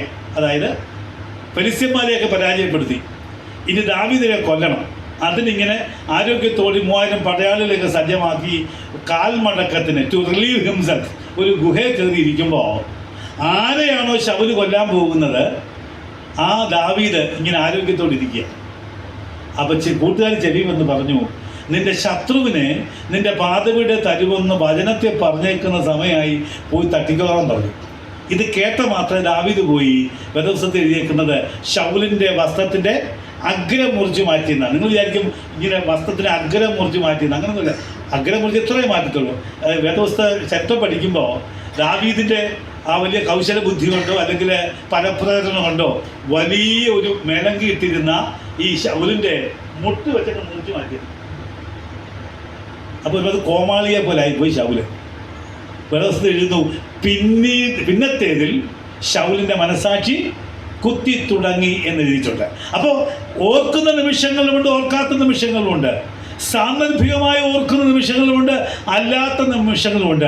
അത്തരം ആൾക്കാരോട് സഭാപ്രസംഗം പറയുക, remember your creation in your youth age. ദുർദിവസം വരും മുമ്പേ നീ ആ ദൈവത്തെ അറിയണം എന്നാ പറയുക. ദുർദിവസത്തിൻ്റെ വിവരണങ്ങളാണ് താഴോട്ട് പറയുന്നത്. സഭാപ്രസംഗം പറയുന്നു, ഒരു കാര്യം മനസ്സിലാക്കണം. എന്താണെന്നറിയാമോ? The fleeting nature of earthly life. ഈ ഭൂമിയുടെ ക്ഷണികത മനസ്സിലാക്കണം. ഈ ഭൂമിയിലെ ക്ഷണികത എന്താ? ഭൂമിയിലെ ക്ഷണികത 1 by 1 ആയിട്ട് വിവരിച്ചിട്ടുണ്ട്. നിങ്ങളത് വീട്ടിൽ പോയി വായിക്കണം. ഓരോന്നോരോന്ന് വിവരിക്കാൻ സമയമില്ല. എന്താണ്? 2-ാമത്തെ സൂര്യൻ വെളിച്ചവും ചന്ദ്രനും നക്ഷത്രങ്ങളും ഒക്കെ ഇരുണ്ടു പോകും. അത് നമുക്ക് മനസ്സിലാകും, ഇല്ലേ? പിന്നെ അങ്ങോട്ട് അന്ന് വീട്ടുകാവൽക്കാർ വിറയ്ക്കും, ബലവാന്മാർ കുനിയും, അരയ്ക്കുന്നവർ ചുരുക്കമാകയാൽ അടങ്ങിയിരിക്കും. ആരാ ഈ അരയ്ക്കുന്നവർ ചുരുക്കം എന്ന് പറഞ്ഞാൽ? ആരാ അരയ്ക്കുന്നവർ? വീട്ടിൽ വിലയ്ക്ക് വരുന്ന സൗദാമണിക്ക് വയ്യാതാണോ? പക്ഷേ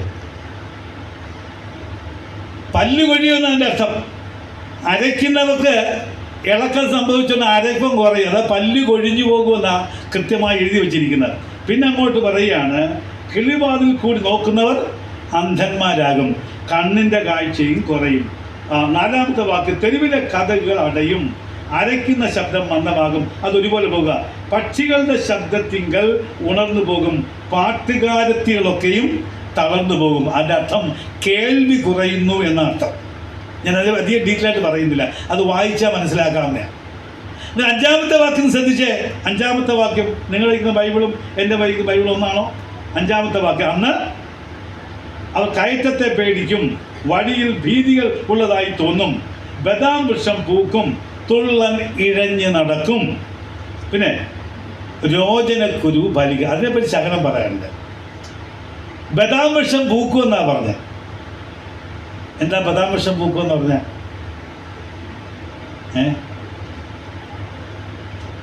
ബദാം വൃക്ഷം പൂക്കും. നമ്മൾ നരച്ചു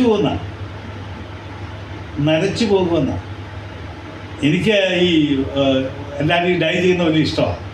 ഞാൻ ടച്ച് ചെയ്യത്തില്ല, കാരണം എനിക്ക് പേടിയുണ്ടാ. എന്നാ അറിയാമോ? ഈ സ്വർഗത്തിൽ സെക്യൂരിറ്റി പ്രോബ്ലം ഉണ്ടായിരിക്കാൻ വേണ്ടിയാണ്. കാരണം നമ്മൾ യഥാർത്ഥ കളർ കൃത്യം തമ്പുരാൻ അറിയാം. പെട്ടിക്കകത്ത് ഈ ഇതെല്ലാം അടിച്ച് കയറ്റിയിരുന്നാൽ തമ്പുരാൻ നോക്കുമ്പോൾ പെട്ടി കിടക്കുന്ന കറുത്തും ഒറിജിനൽ വെളുത്ത് വരുന്നാൽ സെക്യൂരിറ്റി പ്രോബ്ലം ഉണ്ടാകും. അതുകൊണ്ടാണ് ഞാനൊക്കെ ഇതങ്ങ് ശരിക്കും പറഞ്ഞാൽ ഇതങ്ങ് അതുപോലെ ഇരിക്കട്ടെ എന്ന് വിചാരിക്കും. കാരണം സെക്യൂരിറ്റി പ്രോബ്ലം ഉണ്ടാകേണ്ട, കയറി പോന്നെങ്കിൽ അങ്ങ് പോക്കോട്ടെ, തടസ്സമില്ലാതെ വിചാരിച്ചിട്ടാണ്. ബദാം വിഷം പൂക്കുമെന്ന് പറഞ്ഞാൽ നരയ്ക്കും എന്നാണ് ഇതിൻ്റെ അർത്ഥം. 2 രോചനക്കുരു. എന്താ ആ കുരു? എന്നാ രോചനക്കുരു? രോചനക്കുരു ഉണ്ടോ? അച്ഛനെല്ലാം പറഞ്ഞെന്നാണ്. രോചനക്കുരു ഉണ്ടോ? ഈ നമ്മുടെ പുന്നക്കാട്ട് കിട്ടാത്ത കുരു വല്ലതും ഉണ്ടോ? രോചന ഞാൻ പലയിടത്തും തപ്പി. ഞാൻ ഈ സാധാരണ ഈ മരണ വീട്ടിലൊക്കെ ഈ ബോഡി കൊണ്ടുവച്ചിട്ട് ഞാൻ ഉപദേശിമാർ കൂടെ ഉണ്ട്, ഉപദേശിമാരെയൊക്കെ ഇരുത്തിയിട്ട് ഞങ്ങൾ മാറി മാറി ഇരിക്കും. അപ്പം ഞാൻ ഒരിക്കൽ എൻ്റെ കൂടെ സെമിനാരി പാനായിട്ട് തയ്യാറെടുക്കാൻ വന്ന ആ മോനോട് പറഞ്ഞു, മോനെ മക്കളെ ഒരു 10 മിനിറ്റ് കൊണ്ട് പോയി ഞെരുക്കത്തിൻ്റെ അപ്പം കഴിച്ചിട്ടാണ്. അത് ഞാൻ പാടിക്കൊണ്ട് ഞെരുക്കത്തിൻ്റെ അപ്പം ഞാൻ തിന്നെന്നാലും ഞെരുക്കത്തിൻ്റെ അപ്പം കഴിച്ചിട്ടുണ്ട് പറഞ്ഞ പോലെ ഈ രോചനക്കുരു എന്ന് പറഞ്ഞാൽ എന്താണ് എന്ന് ഞാൻ പലയിടത്തും തപ്പി. പക്ഷേ സത്യം അറിയാം, നമുക്ക് കൃത്യമായിട്ട് അറിയാം. ഡിസയർ നോ ലോnger is stirred. നമ്മുടെ ആഗ്രഹങ്ങൾ സാധിക്കാതെ വരും. നമ്മുടെ ആഗ്രഹങ്ങൾ പലപ്പോഴും സാധിക്കാതെ വരും. ആ പരിമിതിയിലേക്ക് എത്തുന്ന സമയമുണ്ടാകും, ഇല്ലേ? ആഗ്രഹങ്ങൾ നടക്കാതെ വരുമ്പോൾ ഉണ്ടാകുന്ന സംഭവത്തെ പറ്റി ഞാൻ പറഞ്ഞു, ചിത്തഭ്രമം. ഇടയ്ക്ക് ഒരാളോട് പറഞ്ഞു, ചൈന ഇട്ടിട്ട് എങ്ങും പോകാൻ പറ്റുന്നില്ല, കാരണം ഞാനങ്ങോട്ട് മാറിക്കഴിഞ്ഞാൽ ഭൂതം വരുന്നാണ് പറയുന്നത്. ഞാൻ മാറിക്കഴിഞ്ഞാൽ ഭൂതം വരുന്നാണ് പറയുന്നത്. എനിക്ക് സന്തോഷം തോന്നി. അമ്മാമ്മ പറഞ്ഞില്ലല്ലോ ഞാൻ നിൽക്കുമ്പോൾ ഭൂതം എന്ന് പറഞ്ഞില്ല, ഭയങ്കര സ്നേഹമാണ്. മാറിക്കഴിഞ്ഞാൽ ഭൂതം വരുമെന്നാണ് പറയുക. എന്താ കാര്യം? ജീവിതത്തിൻ്റെ അവസാന ഘട്ടമെത്തുമ്പോഴുള്ള ചിത്തഭ്രമമാണ്. കാരണം തമ്പുരാൻ കൂടെയില്ല എന്നൊരു ചിന്തയാണ്. അപ്പോൾ അവസാന കാലഘട്ടത്തെ പറ്റി പറഞ്ഞു, ജീവിതത്തിൻ്റെ ക്ഷണികത ഇത് മനസ്സിലാക്കുക. പല്ലുകൾ കൊഴിയും, കയറ്റത്തെ ഭയക്കും, പല്ല് കൊഴിഞ്ഞിട്ട് ചവയ്ക്കാൻ വയ്യാതാകും, കയറ്റം ഒരുപക്ഷെ കയറാത്ത അവസ്ഥയുണ്ടാകും, അല്ലെങ്കിൽ രോചനക്കുരു ഫലിക്കാതെ വരും, ആഗ്രഹങ്ങൾ നിവർത്തിക്കപ്പെടാതെ. എന്താ ആഗ്രഹം നിവർത്തിക്കപ്പെടാതെ വരുന്നത്? നമുക്ക് ആഗ്രഹം കോട്ടയത്തെ കൊച്ചുമോൻ്റെ മരുമോൻ്റെ വീട്ടിലെ കല്യാണത്തോട് ആഗ്രഹമാണ്. നമ്മൾ റെഡിയായിട്ടിരിക്കുക, മക്കൾ ഇറങ്ങി വരുന്നു, അവരൊരുങ്ങിയിട്ട് പറയുന്നു, അപ്പച്ച ഇന്ന് വരണ്ട, അപ്പച്ച ഇന്ന് വരണ്ട. ആഗ്രഹങ്ങൾ അവിടെ മുരടിക്കുക. ആഗ്രഹങ്ങൾ തീരുന്നില്ല. അപ്പോൾ ഞാൻ പറയാൻ ആഗ്രഹിച്ചൊരു കാര്യം, ഇതിന് ഒരു പ്രിപ്പറേഷൻ ആവശ്യമാണ്. പല്ല് കൊഴിയുമെന്നും ബദാം വൃക്ഷം തളിർക്കുമെന്നും അല്ലെങ്കിൽ കയറ്റത്തെ ഭയക്കേണ്ടി വരുമെന്നും അല്ലെങ്കിൽ അവസാനമായി മറ്റൊരു ഘട്ടത്തിലേക്ക് എത്തുമെന്നൂടെ സഭാപ്രസംഗി പറയുന്നുണ്ട്. എന്താ അറിയാമോ? അതാണ് ഏറ്റവും പ്രധാനം. പൊടി പണ്ട് ആയിരുന്നത് പോലെ ഭൂമിയിലേക്ക് തിരികെ ചേരും, ആത്മാവിനെ നൽകി ദൈവത്തിൻ്റെ അടുക്കലേക്ക് മടങ്ങിപ്പോകും, മരണവും കൂടെ ഉണ്ട് എന്ന് പറയാം. അപ്പോൾ സ്റ്റെപ്പ് ബൈ സ്റ്റെപ്പായിട്ട് സഭാപ്രസംഗി പറയുന്നത്, people need to get ready to go to heaven. അവര് നിത്യത പോകാൻ സന്തുഷ്ടരായിരിക്കണം. മരണം എന്ന് കേട്ടപ്പോൾ തന്നെ ഭയമുള്ള ആൾക്കാരുണ്ട്. നമ്മുടെ പത്തനംതിട്ടയിലെ ആൾക്കാർ 2 പ്രാവശ്യം മരിക്കുമെന്നാണ് പറയുന്നത്. അത് ആദ്യം ഒന്ന് മരിച്ചതിന് ശേഷം രണ്ടാമത്തെ മരണമെന്ന് പറഞ്ഞാൽ എന്നെ എത്ര ദിവസം മോർച്ചറി വെക്കുമെന്ന് ചോദിക്കാനാണ് ഉണരുന്നതെന്നാണ് പറയുക. പിന്നെ അത് കഴിഞ്ഞൊരു മരണമെന്ന് പറഞ്ഞാൽ പിന്നെ നമുക്ക് ഭയങ്കര ക്രമീകരണമാണ്. ഞാൻ എപ്പോഴും ദൂരെ നോട്ട് ചെയ്യാറുണ്ട്. ഇത് പത്തനംതിട്ട ജില്ലയിൽ മാത്രമുള്ള കാര്യമാണ്. അതായത് കുറേ എസ്സുകളുടെ കളി ഭയങ്കരമായിട്ടുള്ള സ്ഥലമാണ് നമ്മുടെ പത്തനംതിട്ട എന്ന് പറഞ്ഞാൽ. അത് ഒന്നെന്ന് പറയപ്പെടുന്നത്, ഈ മരിച്ചു കഴിഞ്ഞാൽ ഉടനെ ഷാജി വരും. ഷാജി പാട്ടുകാരനാണ്, ഈ ബോഡി കൊണ്ടുള്ള പാട്ടുകാരൻ. ഷാജഹാൻ വരും, പുള്ളി പന്തലുകാരനാണ്, ഇല്ലേ? പിന്നെ സജി വരും, സജി ബേക്കറിക്കാരനാണ്. ഇത് 3 ഷാജി ശശാങ്കനും ഷാജഹാനും വന്ന് കാര്യങ്ങൾ ക്രമീകരിക്കും. ഇനി ബോഡി കൊണ്ടുവന്നു കഴിഞ്ഞാൽ സോഫ്റ്റ് ടിഷ്യൂ ഒപ്പന ഭയങ്കര ഒരു തുള്ളി വെള്ളം, ഈ അപ്പച്ചനെ ഒരിക്കലും കുളിപ്പിക്കാത്ത മക്കളും കുരുമക്കളും എല്ലാം മാറി മാറി ഈ വെള്ളം വരുമ്പോഴേ ഒപ്പിയെടുക്കുക. മൂത്തവൻ്റെ കുഞ്ഞ് ഒപ്പി മാറുമ്പോൾ അടുത്തവൻ്റെ അപ്പം ഇങ്ങനെ ഭയങ്കര ഒപ്പി മാറ്റുക. പിന്നെ സ്പ്രേ അടിക്കുക, അല്ലേ? ജീവിതത്തിൽ കുളിപ്പിക്കാത്ത അപ്പച്ചനെയും അമ്മച്ചിയും ശരിക്കും മാറി മാറി സ്പ്രേ അടിക്കുക. അതിനേക്കാൾ വലിയ അപകടം ശോശപ്പ. അടുത്ത കേസ് ശോശപ്പ. ഇതിൻ്റെ പുറത്തിട്ടൊക്കെ ജീവിച്ച് കിടക്കുമ്പോൾ ഒരു മുണ്ട് വാങ്ങിച്ചു കൊടുക്കുക, അല്ലെങ്കിൽ ചത്ത് കഴിയുമ്പോൾ ശോശപ്പ കൊണ്ടങ്ങ് മൂടുക. ഇതെല്ലാം കഴിഞ്ഞ് അവസാനം വലിയ കൊലപാതകമുണ്ട്. 10, 15, 20 വർഷമൊക്കെ ഈ അപ്പനും അമ്മച്ചും ജീവിച്ച സമയത്ത് നാട്ടിൽ വന്നത് കാണാത്ത മക്കള് അവരുടെ കൊച്ചുമക്കളുമായിട്ട് വന്ന് ലേഖനങ്ങൾ വായിപ്പിക്കും. അതാണ് ഒരിക്കലും സഹിക്കാൻ കഴിയാത്തത്. വലിയ ലേഖനം, അത് ഇംഗ്ലീഷിലേ വായിക്കത്തുള്ളൂ. ദൈവത്തിൻ്റെ കരുണ കൊണ്ട് അടക്കം വന്ന് ഈ അപ്പച്ചനെ സ്നേഹിച്ച് വെള്ളം കൊടുത്ത ലീലാമ്മയോ ശോശാമെന്ന ആ സ്ത്രീക്ക് പോലും ഒന്നും മനസ്സിലാകുകയില്ല. ഇതെല്ലാം പ്രസംഗിച്ചിട്ടങ്ങ് പോവും. മൂത്തവൻ്റെ മുകളിൽ എഴുതി വായിച്ചു കഴിയുമ്പോൾ ഇളയവളുടെ മോക്ക് വായിക്കണം. അവളും നേരത്തെ എഴുതി ഫോളി വെച്ചേക്കുക, അവളും വായിക്കും. അത് ഏറ്റവും കഠിനഘോരമായ ചില വാചകങ്ങളുണ്ട്. ഒരു വാചകം ഞാൻ പണ്ട് കേട്ടത്, I cannot forget the kozhukatta that she makes. I cannot forget the kozhukatta that she makes. ഇവൾ ജീവിതത്തിൽ ഈ കുഴക്കട്ട് അത് കണ്ടിട്ടില്ല ഈ പ്രസംഗത്തിന്. അപ്പോൾ മരണത്തെ പലപ്പോഴും അങ്ങനെയാണ് കാണുക. മരണത്തെ അങ്ങനെ ആഘോഷമാക്കാൻ പറയുമ്പോൾ സഭാപ്രസംഗി പറയുന്നു, you prepare yourself to go to heaven. പണ്ടൊരു ന്യായശാസ്ത്രി യേശുവിൻ്റെ അടുത്ത് വന്ന് ചോദിച്ചു. എന്താ ചോദിച്ചത്? കർത്താവേ, ഞാൻ ന്യായത്തിൽ ശാസ്ത്രീയമായി പഠിച്ചവനാണ്, ന്യായമൊക്കെ ശാസ്ത്രീയമായി പഠിച്ചവനാണ്. പക്ഷേ നീ സ്ഥിരമായിട്ടൊരു കാര്യം ആവർത്തിച്ച് പറയുന്നത് എന്താണ്? നിത്യജീവൻ. What shall I do to inherit that നിത്യജീവൻ? ആ നിത്യജീവൻ കരഗതമാക്കാൻ ഞാൻ എന്ത് ചെയ്യണം? തമ്പുരാൻ പറഞ്ഞു, what is written in the law and what you read. അവിടെ എന്ത് എഴുതിയേക്കുന്നു, നീ എന്ത് വായിക്കുന്നു. അപ്പം ഞാൻ പറഞ്ഞത്, നിത്യജീവനെ കരഗതമാക്കാൻ ആഗ്രഹിക്കുന്നവർ എങ്ങനെ ജീവിക്കണമെന്നാണ് കൃത്യമായി സഭാപ്രസംഗി പറയുന്നത്. പല്ലുകൊഴിയും, നരയ്ക്കും, കയറ്റം പേടിക്കും, നമുക്ക് വിചാരിക്കുന്ന സ്ഥലത്ത് കാര്യങ്ങൾ പോകത്തില്ല. അല്പം കൂടി പറഞ്ഞാൽ മനസ്സ് പോകുന്നിടത്ത് ശരീരം പോകാത്ത അവസ്ഥ ഉണ്ടാകാം. ആ സമയത്ത് we need to get ready. അവിടെ ഒരിക്കലും ഒരു പരാജയത്തിൻ്റെ വർത്തമാനം പറയാൻ വേണ്ടിയല്ല. ആരാണ് പരാജയം പറയുന്നത്? ആരാണ് പരാതി പറയുന്നത്? പരാതി പറഞ്ഞ ആദ്യം പറഞ്ഞു, ദൈവത്തെ അറിയാത്തവനാണ് പരാതി പറയുന്നത്, ദൈവത്തെ കണ്ടിട്ടില്ലാത്തവനാണ് പരാതി പറയുന്നത്, ഭൗതികതയിൽ ആശ്രയം കണ്ടെത്തിയവനാണ് പരാതി പറയുന്നത്. ദൈവത്തെ കണ്ടെത്തി ഒരിക്കലും പരാതി പറയത്തില്ല. പണ്ടൊരു ഒരു ഒരു അനാഥാലയത്തിൽ ഒരു അപ്പച്ചനുണ്ടായിരുന്നു. ഈ അപ്പച്ചൻ 2 ബ്രെഡ് പണ്ട് കൊടുത്തു. അപ്പച്ചൻ പറയും 2 ബ്രെഡ് പോരാ, 4 ബ്രെഡ് വേണം. അപ്പച്ചൻ 4 കൊടുത്തു, 4 പോരാ. അത് 8 ആക്കി, അത് 10 ആക്കി, അത് 12 ആക്കി. പുതിയ മാനേജർ വന്നപ്പോൾ 20 ബ്രെഡ് ഈ അപ്പച്ചന് കൊടുത്തു. ഈ അപ്പച്ചന് കൊടുത്തപ്പോൾ അവിടെ കിച്ചണിൽ നിൽക്കുന്ന ചേട്ടൻ പറഞ്ഞു, ഈ 20 ബ്രെഡ് ഉണ്ടാക്കുന്ന പാട, അതുകൊണ്ട് 20 ബ്രെഡിൻ്റെ മാവ് 2ആയിട്ടുണ്ടാക്കി അപ്പച്ചനും കൊടുക്കാമെന്ന് പറഞ്ഞു. അങ്ങനെ ഉണ്ടാക്കി കൊടുത്തു. പിറ്റേന്ന് മാനേജർ ഒന്ന് ചോദിച്ചു, അപ്പച്ച വിശപ്പ് മാറിയോ? വിശപ്പ് മാറി, പക്ഷേ നിങ്ങൾ വീണ്ടും 2ആയിട്ട് ചുരുക്കിയല്ലോ. വിശപ്പ് മാറി, വീണ്ടും നിങ്ങൾ 2ആയിട്ട് ചുരുക്കിയല്ലോ. പരാജയങ്ങൾ പറയുന്നത്, അല്ലെങ്കിൽ പരാതികൾ പറയുന്നത് ദൈവത്തെ കൃത്യമായി കാണാത്തവരാണ്. സങ്കീർത്തന പുസ്തകം 90:10 പറയുന്നു, ഞങ്ങളുടെ ആയുഷ്കാലം 70 സംവത്സരം, ഏറെയായ 80 സംവത്സരം, അതിൻ്റെ പ്രതാപം പ്രയാസവും ദുഃഖവും അത്രേ. എന്താ പറയുക? 70-80 കഴിഞ്ഞാൽ പ്രയാസത്തിൻ്റെയും ദുഃഖത്തിൻ്റെയും പ്രതാപിയായി മാറും. എന്തിൻ്റെ പ്രതാപിയ? ഫോർച്യൂണറെ കയറി പോകുന്ന അപ്പച്ചനായിട്ടല്ല, അംബാസഡർ കയറി പോകുന്ന അപ്പച്ചനായിട്ടല്ല, മറിച്ച് പ്രയാസത്തിൻ്റെ പ്രതാപിയാകുമെന്നാണ്. അത് ഇറ്റ്സ് എ ഡിവൈൻ ഇൻസ്ട്രക്ഷൻ. ഒരു വലിയ ദൈവിക നിദർശനമാണത്. അപ്പോൾ അത് മനസ്സിലാക്കാതിരിക്കാൻ കാരണം ഭൗതികതയിലെ അധികമായിട്ടുള്ള ആശ്രയമാണ് എന്ന് കൃത്യമായിട്ട് ഒന്ന് ഓർപ്പിക്കാൻ ആഗ്രഹിക്കുക. അതുകൊണ്ട് വേഗം തീരുന്ന ആ ജീവിതത്തിലേക്ക് അടുക്കാനായിട്ട് നമുക്ക് വേണം. ബാക്കിയെല്ലാം മായയാണ് എന്നാണ് പറയുക. സ്പർജൻ പറഞ്ഞിട്ടുണ്ട്, എത്രത്തോളം അവനിലേക്ക് അടുക്കാൻ നാം താമസിക്കുന്നോ അത്രത്തോളം നമ്മൾ അടുക്കാനുള്ള സാധ്യത കുറവാണ്.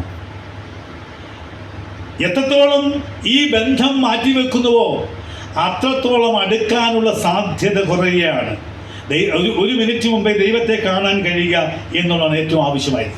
അതുകൊണ്ട് നമ്മുടെ ജീവിതത്തിൽ പരാജയങ്ങൾ ഉണ്ടായിട്ടുണ്ടെങ്കിൽ ആ പരാജയത്തെ കൃത്യമായി മനസ്സിലാക്കാനുള്ള കഴിവുണ്ടാക്കണം. വേദപുസ്തകത്തിൽ നമ്മൾ പരിശോധിക്കുന്ന സമയത്ത് മോശയുടെ ജീവിതത്തെക്കുറിച്ച് പറയുന്നുണ്ട്.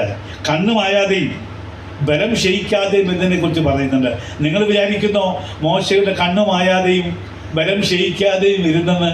ഒരിക്കലുമല്ല. മോശയ്ക്ക് നമ്മളെ പോലെ കണ്ണ് കാഴ്ച കുറവൊക്കെ ഉണ്ടായിട്ടുണ്ട്, പക്ഷേ ആത്മാവിൻ്റെ ബലം വളരെ ശക്തമായിരുന്നു. അതറിയണമെങ്കിൽ ഫാനി ജെ ക്രോസ്ബിയെ അറിയണം. 6-ാമത്തെ മാസത്തിൽ കണ്ണ് പഴുത്ത് ഇൻഫെക്റ്റഡ് ആയി മൊത്തം പോയി. അതിനുശേഷം 8,000 കീർത്തനങ്ങൾ എഴുതിയ ഫാനി ജെ ക്രോസ്ബി പറയുന്നു, എനിക്ക് പാട്ടും പ്രശംസയും ദൈവകുഞ്ഞാട്. ഇല്ലേ? ആരോ കളിയാക്കി പറഞ്ഞു, നീ ഇത്രേ അനുഗ്രഹിക്കപ്പെട്ടു, പക്ഷേ നിനക്കൊരു വലിയ കുഴപ്പമുണ്ടല്ലോ, കണ്ണ് കാണാൻ വയ്യാലോ എന്ന് പറഞ്ഞു. പുച്ഛത്തോടുകൂടി പറഞ്ഞു, ഞാൻ മരണം കഴിഞ്ഞ് സ്വർഗത്തിലെത്തുമ്പോൾ ആദ്യം തുറക്കുന്ന കണ്ണും ആദ്യത്തെ കാഴ്ചയും എൻ്റെ തമ്പുരാൻ്റേതാണ് എന്ന് പറയുന്നതാണ്. ഭൗതികതയ്ക്കപ്പുറമായി നിത്യതയുടെ ഒരു വാതായനം നമുക്കുണ്ട് എന്ന് കൃത്യമായി തിരിച്ചറിയുന്നത്. മോശയുടെ കണ്ണു മങ്ങാതെ ഇരുന്നില്ല, മോശയുടെ ജീവിതം താളടിയാകാതെ ഇരുന്നില്ല. പരാജയങ്ങളുണ്ടായി, വാഗ്ദത്തം ചെയ്യപ്പെട്ട ഭൂമി കാണാൻ കഴിഞ്ഞില്ല, പക്ഷേ അവൻ്റെ ആത്മാവ് ഒരിക്കലും നശിച്ചു പോയില്ല എന്നാണ് പറയുക. നമ്മൾ 2 വ്യക്തികളെ കൂടി ഓർക്കേണ്ടതായിട്ടുണ്ട്. ലൂക്കോസിന്റെ സുവിശേഷം 2-ാം അധ്യായത്തിൽ 2 പേരെ വേദപുസ്തകം പരിചയപ്പെടുത്തുന്നത്. അതൊന്ന് അന്ന എന്ന പ്രവാചകിയാണ്. അന്ന ഉപവാസത്തോടും പ്രാർത്ഥനയോടും ദേവാലയത്തിൽ വന്നിരുന്ന അന്ന പ്രവാചിയെ കുറിച്ചാണ് പറയുക. മറ്റൊരാളെ പറ്റി നമ്മൾ ഈ അച്ഛനില്ലാത്ത ആരാധനയിൽ നമ്മൾ ഷിമിയോൻ എന്നൊരാളിനെ പറ്റി പറയുന്നത്. അതിൻ്റെ എഴുതിയിരിക്കുന്ന നങ് ഡിമിറ്റസ് എന്ന നങ് ഡിമിറ്റസ്. സാധാരണഗതിയിൽ ഈ നമ്മളെ ഇടവപ്പള്ളികളിലൊക്കെ ഇതെടുത്ത് വരുമ്പോഴേക്കും പാട്ട് പാടി കഴിയും. ആകെ 3 വരിയുള്ളൂ. എന്താ പറയുന്നത്? ഇപ്പോൾ നാഥ തിരുവചനം പോലെ അടിയനെ സമാധാനത്തോടെ വിട്ടയക്കുന്നു. ഞാൻ സൂചിപ്പിച്ചത് എന്താണ് ഷിമയോൻ ചെയ്തത്? ഷിമയോൻ വന്നിങ്ങനെ പള്ളിയിൽ ഇരിക്കുക, ഒരു പൊട്ടനെ പോലെ തോന്നുക. ആർക്ക്? പുരോഹിതന് പോലും പൊട്ടനെ പോലെ തോന്നുക. പുരോഹിതൻ അതിലെ അടുത്ത ഓർത്തൊക്കെ ഒരുക്കിയിട്ട് പോകുമ്പോൾ അദ്ദേഹം ഇങ്ങനെ ഇരിക്കുമ്പോൾ നോക്കിയിട്ട് അവനെന്താ മന്ദബുദ്ധിയാന്ന രീതിയിൽ ഇരിക്കുക. അങ്ങോട്ടും പോകുമ്പോഴുണ്ട്, ഇങ്ങോട്ടും വരുമ്പോഴുണ്ട്, എല്ലാ കാഴ്ചയിലുമൊക്കെ ഈ ശിമയോനുണ്ട്. പക്ഷേ ഈ വാദമൊന്നും പറയുന്നില്ല. അങ്ങനെ ഒരിക്കൽ ഇരിക്കുമ്പോഴാണ് തിരികെ നോക്കുമ്പോൾ പുറത്തൊരു ശബ്ദം, പ്രതീക്ഷയുടെ കാത്തിൻ്റെ ശബ്ദം കേട്ടു. ആരുടെ ശബ്ദമാണ്? യേശുവിൻ്റെ ശബ്ദം. അന്ന് വന്ന് പറഞ്ഞു, ഇപ്പോൾ നാഥ തിരുവചനം പോലെ അടിയനെ സമാധാനത്തോടെ വിട്ടയക്കണം. ഞാൻ സൂചിപ്പിച്ചത് ഒരുക്കം നമ്മുടെ ജീവിതത്തിൽ ഉണ്ടാകണം. അന്നായെ പോലെ, ഷിമോനെ പോലെ. നമ്മൾ യോബിന്റെ പുസ്തകം വായിക്കുമ്പോൾ അറിയാമല്ലോ, അതിന്റെ 19-ാം അധ്യായത്തിന്റെ 25-ാമത്തെ വാക്യം പറയുന്നു, I know that my redeemer lives. എൻ്റെ രക്ഷിതാവ് ജീവിക്കുന്നു എന്ന് അറിയുന്നു. അപ്പോൾ ഞാൻ സൂചിപ്പിച്ചത് ഭൗതികത നമ്മളെ കാർന്ന് തിന്നിട്ടുണ്ട് എങ്കിൽ, ദൈവഭയമില്ലാത്ത അവസ്ഥ ഉണ്ടായിട്ടുണ്ടെങ്കിൽ സഭാപ്രസംഗി പറയുന്നു അവസാനിപ്പിക്കണം. കാരണം ജീവിതത്തിൻ്റെ അവസാന ഘട്ടത്തിൽ നാം എത്തിപ്പെടേണ്ട ഇടത്തെ കൃത്യമായി എത്തിപ്പെടും. ഞാൻ സമയം അല്പം അതിക്രമിച്ചു നന്നായിട്ടത്, എങ്കിലും പറയാതിരിക്കാൻ നിവൃത്തിയില്ല. ഒരു വലിയ സംഭവത്തിൻ്റെ ഒരു വലിയ ധാര പറഞ്ഞ് എങ്ങനെയാണ് യൗവനകാലത്ത് ഈ സൃഷ്ടാവിനെ സ്വീകരിക്കുന്നത് പറഞ്ഞ് അവസാനിപ്പിക്കാം. ഇനി നീണ്ട വചനത്തിൽ പറയാൻ ആഗ്രഹിക്കുന്നില്ല. നമ്മൾ തൊട്ടടുത്ത സ്ഥലമാണ് കുറ്റൂര്. കുറ്റൂരിൽ 2017 വളരെ ദയനീയമായ ഒരു അപകടം നടന്നു. അപകടം മറ്റാരുടെയുമല്ല, നിങ്ങൾ വീട്ടിൽ പോയി ഗൂഗിൾ ചെയ്താൽ മതി, യൂട്യൂബിൽ കയറിയ ആ മരണത്തിൻ്റെ അടക്കമൊക്കെ കാണാം. ആ അടക്കം വിനു കുര്യൻ എന്ന് പറയപ്പെടുന്ന ചെറുപ്പക്കാരൻ്റെ മരണം. വിനു കുര്യൻ, നിങ്ങൾ കയറിയിട്ട് ഫ്യൂണറൽ ഓഫ് വിനു കുര്യൻ എന്ന് പറയപ്പെടുന്ന ഇട്ട് നോക്കിയാൽ കാണാം. ഇപ്പം നോക്കല്ലേ, വീട്ടിൽ പോയി നോക്കിയാൽ. അപ്പോൾ വിനുക്കിന് ഏതാണെന്ന് അറിയണ്ടേ? 55 മണിക്കൂർ കൊണ്ട് കാശ്മീരിന് കന്യാകുമാരി കാർ ഓടിച്ചു പോയി ലിങ്ക ബുക്ക് ഓഫ് റെക്കോർഡ്സിൽ പേര് കയറിയവനാണ് ഈ വിനു കുര്യൻ. അവൻ്റെ അമ്മയുടെ പേര് മറിയാമ്മ ടീച്ചർ. ഇപ്പോഴും കുറ്റൂരിനപ്പുറത്തുള്ള ഒരു സ്കൂളിലെ അധ്യാപികയാണ്. ക്നാനായ വിഭാഗത്തിൽപ്പെട്ടയാളാണ്. ഈ 55 കിലോമീറ്റർ കൊണ്ട് കാശ്മീർ ടു കന്യാകുമാരി ഓടിച്ചു പോയ വിനു കുര്യൻ ചെങ്ങന്നൂരിൽ നിന്നും കുറ്റൂരേക്കുള്ള തന്നെ വീട്ടിൻ്റെ 5 കിലോമീറ്റർ അകത്ത് വെച്ച് ഒരു വണ്ടി തട്ടി മരിച്ചുപോയി 2017.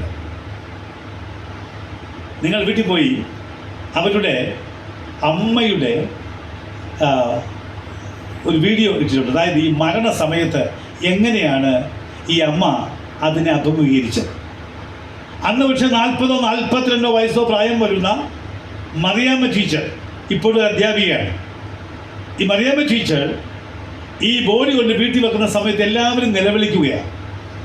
എന്നാൽ ഈ അമ്മ ഈ ബോഡിയുടെ പുറത്തേക്ക് ഒരു പാട്ടുപുസ്തകം എടുത്തു വെച്ചിട്ട് ഇങ്ങനെ പരത് നമുക്ക് വീഡിയോയിൽ കാണാം. ഇങ്ങനെ പരതുകയാണ്. ഇങ്ങനെ പരതിയിട്ട് അപ്പോൾ വന്ന അച്ഛന്മാർ കരയുന്നു, അപ്പനാണെങ്കിൽ തളർന്നു നോക്കുന്നു. ആർക്കും മുഖത്ത് നോക്കി ഒരു സന്തോഷപ്പെട്ട അല്ലെങ്കിൽ ഒരു ദുഃഖം പങ്കിടാൻ പോലും കഴിയാത്ത അവസ്ഥയില്ല. അവർ ശരിക്കും പറഞ്ഞാൽ ഒരു പാട്ടിലേക്ക് കൊണ്ടത് നിർത്തി. എന്നിട്ട് അവരെ പാട്ട് പാടി, കൂടെയുള്ള ആൾക്കാരും ഏറ്റുപാടി. ഞാൻ ആ പാട്ടൊന്ന് പാടിയതിന് ശേഷം ബാക്കി തുടർ കാര്യങ്ങൾ പറയാം. ആ പാട്ടുകാരനറിയാമോ? ഈ 24 വയസ്സുള്ള വിനൂപുരൻ്റെ മരണത്തിൽ 40 വയസ്സുള്ള യൗവനയുക്തായ മറിയാമ്മ ടീച്ചർ ഇന്നും ജീവിച്ചിരിക്കുന്ന ഈ സ്ത്രീ ഈ ചെറുപ്പക്കാരനായ കുഞ്ഞിൻ്റെ ശരീരം ഓർത്തു നോക്കുക. നല്ല നീളമുള്ള നല്ല കുഞ്ഞ്, സുന്ദരനായ കുഞ്ഞ്, വെളുത്ത കുഞ്ഞ്, നല്ല മനോഹരമായ താടിയുള്ള കുഞ്ഞ് പെട്ടിയിൽ നീണ്ടു കിടക്കുമ്പോൾ പുസ്തകം വെച്ചിട്ട് ഈ 42 വയസ്സുകാരിയായ മറിയാമ്മ ടീച്ചർ പാടിയ പാട്ടേന്നറിയാമോ? നിന്നെപ്പോലെ സ്നേഹിച്ചിടാൻ ആവതില്ല ആർക്കുമേ, നിന്നെപ്പോലെ സ്നേഹിച്ചിടാൻ ആവതില്ല ആർക്കുമേ. ജീവനേ സ്വന്തമേ, നിന്നിൽ ഞാനും ചാരിടുന്നു. ജീവനേ സ്വന്തമേ, നിന്നിൽ ഞാനും ചാരിടുന്നു. എൻ പ്രിയനാഥനാ, എൻ പ്രിയ യേശുവേ, എൻ ജീവനേ കാളും നീ വലിയതാണെനിക്ക്. എൻ ജീവനേ കാളും നീ വലിയതാണെനിക്ക്. നിങ്ങൾ ഈ പറഞ്ഞതിൻ്റെ അന്തസാരം മനസ്സിലാകണമെങ്കിൽ ഇന്ന് നിങ്ങൾ ആ വീഡിയോ ഒന്ന് കാണണം. ഈ അമ്മ എങ്ങനെയാണ് ഈ 42 വയസ്സുകാരിയായ മറിയാമ്മ ടീച്ചർ ആ മരണത്തെ എങ്ങനെയാണ് അഭിമുഖീകരിച്ചത്? എല്ലാവരും കരഞ്ഞു. അവൾ പറഞ്ഞു, നിന്നെപ്പോലെ സ്നേഹിച്ചിടാൻ ആവതില്ല ആർക്കുമേ, നിന്നെപ്പോലെ സ്നേഹിച്ചിടാൻ ആവതില്ല ആർക്കുമേ. ജീവനേ സ്വന്തമേ, നിന്നിൽ ഞാനും ചാരിടുന്നു. ജീവനേ സ്വന്തമേ, നിന്നിൽ ഞാനും ചാരിടുന്നു. അപ്പോൾ അതുകൊണ്ട് കരുതിയിരുന്നില്ലല്ലോ. കൃത്യം 4 മാസം കഴിഞ്ഞപ്പോൾ ഈ പത്തനംതിട്ട ജില്ലയിലെ ബിനോയ് എന്ന ചെറുപ്പക്കാരനും കുടുംബവും ദുബൈയിലെ കനേഡിയൻ എംബസിയിലേക്ക് പോവുകയാണ്. അവരൊരു 10-40 വയസ്സുണ്ട്. മോൾക്ക് വെടിഞ്ഞ പെൺകുട്ടിയാണ്. 3 കുഞ്ഞുങ്ങളുണ്ട്. അവരുടെ കുഞ്ഞുങ്ങളാണ്. പോയ വഴിക്ക് വാഹനം ഓടിച്ചുകൊണ്ടിരുന്നപ്പോൾ നെഞ്ചിന് വേദനയുണ്ടായി. കനേഡിയൻ എംബസി ചെന്നതിന് മുമ്പ് ഈ ചെറുപ്പക്കാരൻ മരിച്ചു. ഈ ബോഡിയുമായി ഭാര്യയും 3 കുഞ്ഞുങ്ങളും കൂടി ദുബൈയിൽ ഒരു ഹോസ്പിറ്റലിൽ നിൽക്കുമ്പോൾ അവിടെ ജോലി ചെയ്തൊരു പെന്തക്കോസ്തുകാരനായ ഒരു ചെറുപ്പക്കാരനുണ്ടായിരുന്നു. ഈ പെൺകുട്ടിയുടെ ധൈര്യം കണ്ടിട്ട് ഈ പെന്തക്കോസ്തുകാരുടെ ചെറുപ്പക്കാരൻ ഒരു മൊബൈൽ വോയിസ് ക്ലിപ്പ് ഇട്ടു. അവൾ ഈ കാര്യങ്ങളൊക്കെ വിവരിച്ച്, പെൺകുട്ടിയുടെ ധൈര്യത്തെക്കുറിച്ച് വിവരിച്ചു. ഇവന് സംസാരിച്ചവളോടെ, നീ ഇത്രയും വലിയ പ്രതിസന്ധിയായിട്ട് എന്താ കരയാതെ നിൽക്കുന്നത്? അപ്പോൾ അവൾ പറയുന്നു, എൻ്റെ കുഞ്ഞുങ്ങൾ 3 കൊച്ചു കുഞ്ഞുങ്ങളാണ്. എൻ്റെ ഭർത്താവിൻ്റെ സഹോദരങ്ങൾ വന്ന് അവർക്ക് ആരെങ്കിലുമൊക്കെ ഉണ്ട് എന്ന് കൈമാറുന്നത് വരെ ഞാൻ കരയില്ല എന്ന് പറഞ്ഞ 29 വയസ്സുകാരിയായി പെൺകുട്ടി ഇങ്ങനെ വിഷമിച്ച് നിൽക്കുക. ഇവളുടെ വിശ്വാസം കണ്ടിട്ട് ഈ പെന്തക്കോസ്തുകാരുടെ ചെറുപ്പക്കാരൻ ഇട്ട മൊബൈൽ ക്ലിപ്പിൽ പറയുക, ഇവളുടെ ധൈര്യം കണ്ടിട്ട് ഞാൻ വിചാരിച്ചു ഇവൾ ഒരു ജ്ഞാനായക്കാരിയാണെന്ന്. ആരെ റെഫർ ചെയ്യുന്നറിയാമോ? കുറ്റൂരെ ബിനുവിൻ്റെ അമ്മ മറിയാമ്മയാണ് റെഫർ ചെയ്തത്. കട്ടിക്കല്ല് മാത്തമ്മ പള്ളിയിൽ എൻ്റെ ഭാര്യയുടെ ബന്ധു കൂടിയാണ് കുടുംബം. കട്ടിക്കല്ല് മാത്തമ്മ പള്ളിയിൽ 29 ദിവസമായ പെൺകുട്ടി വെള്ള വസ്ത്രമിട്ട് 3 കുഞ്ഞുങ്ങളെ പിടിച്ചുകൊണ്ട് സെമിത്തേരിയിലേക്ക് പോകുമ്പോൾ കൂടെ നടന്ന കുഞ്ഞുങ്ങൾ ചോദിക്കുക, പപ്പ എപ്പോൾ വരും? 29 ദിവസത്തിൽ പറഞ്ഞു, ഇനി പപ്പ ഇങ്ങോട്ട് വരത്തില്ല, നമ്മൾ അങ്ങോട്ട് പോയേ കാണത്തുള്ളൂ. ദുർദിവസങ്ങൾ വരും മുമ്പേ കർത്താവിനെ ഏറ്റെടുക്കണമെന്ന് പറയുന്ന അതുകൊണ്ട് ജീവിതത്തിലെ പ്രതിസന്ധികൾ വരും, പല്ലുകൾ കൊഴിയും, ബദാവൃക്ഷം നരയ്ക്കും, തലനരച്ചു പോകും, കയറ്റത്തെ ഭയക്കും, മക്കൾ നമ്മളെ കൊണ്ടുപോകേണ്ട ഇടത്തൊന്നും കൊണ്ടുപോകാതെ ഇരിക്കും. ജീവിത പ്രതിസന്ധികൾ ഒത്തിരി ഉണ്ടാകും. അവിടെയൊക്കെ തളരാതെ താളടിയാകാതെ നിന്ന് മരണത്തെ സധൈര്യം നേരിടണമെങ്കിൽ യൗവനത്തിൽ നിന്ന് സൃഷ്ടാവിനെ ഓർത്തുകൊള്ളണം. ദുർദിവസങ്ങൾ വരും മുമ്പേ നീ അവനെ ഹൃദയത്തിൽ ഏൽപ്പിക്കണം എന്നാണ് പറയുക. ഞാൻ അവസാനിപ്പിക്കട്ടെ. ജീവിതത്തിൻ്റെ ഓരോ നിമിഷങ്ങളിലും രക്ഷകനായ ക്രിസ്തുവിനെ ഓർക്കുന്നവരുണ്ടോ എന്ന് 2026 കൺവെൻഷൻ നമ്മളെ ഓർക്കുക. പ്രിയപ്പെട്ട വിനീതാൻ്റെ വിളിച്ച് പോകേണ്ട ജീവിതത്തിൻ്റെ പ്രതിസന്ധിയിലൂടെ കടന്നു പോവുക. അതിനേക്കാൾ അച്ഛൻ പറഞ്ഞതുപോലെ, സാർ പറഞ്ഞതുപോലെ ജീവിതത്തിലെ ഭയങ്കരമായ പ്രതിസന്ധിയിലൂടെ 2021 അമൃത ഹോസ്പിറ്റലിൽ ചെന്ന് പ്രൈമറി ചെക്ക് കഴിഞ്ഞപ്പോൾ ഡോക്ടേഴ്സ് ഞങ്ങളോട് പറഞ്ഞത് 6 മാസത്തിനകത്ത് ഇത് സംഭവിക്കാം. അതുകൊണ്ട് if you can start chemo today, it will be good. എന്നിട്ട് അവർ കാര്യങ്ങളോട് പറഞ്ഞു, ഇനി ബുദ്ധിമുട്ടി ഇങ്ങോട്ട് വരണ്ട, നിങ്ങൾക്ക് അടുത്ത പരിമല ഹോസ്പിറ്റൽ അങ്ങോട്ട് പോയാൽ മതി, ഇങ്ങോട്ട് ബുദ്ധിമുട്ടി വന്ന് 6 മാസം ബുദ്ധിമുട്ടണ്ട എന്ന് പറയുകയും 1.5 വർഷം കഴിഞ്ഞ് ഈ റിപ്പോർട്ടുമായിട്ട് ഞാൻ വെല്ലൂർ മെഡിക്കൽ കോളേജ് ചെല്ലുമ്പോൾ എന്നോട് റിപ്പോർട്ട് കണ്ട ഡോക്ടർ ചോദിക്കുക, ഈ ഹോസ്പിറ്റൽ ഈ രോഗി കട്ടിലിൽ എഴുന്നേറ്റിരിക്കുമോ എന്ന് ചോദിച്ച അവസ്ഥയിൽ ഈ 4ാം വർഷത്തിൽ എൻ്റെ പ്രിയപ്പെട്ടവൾ സന്തോഷത്തോടെ ആരോഗ്യവതിയോട് ഇന്നും ഇരിക്കുന്നുവെങ്കിൽ കാരണം there is a living God beyond our expectation, beyond our comprehension.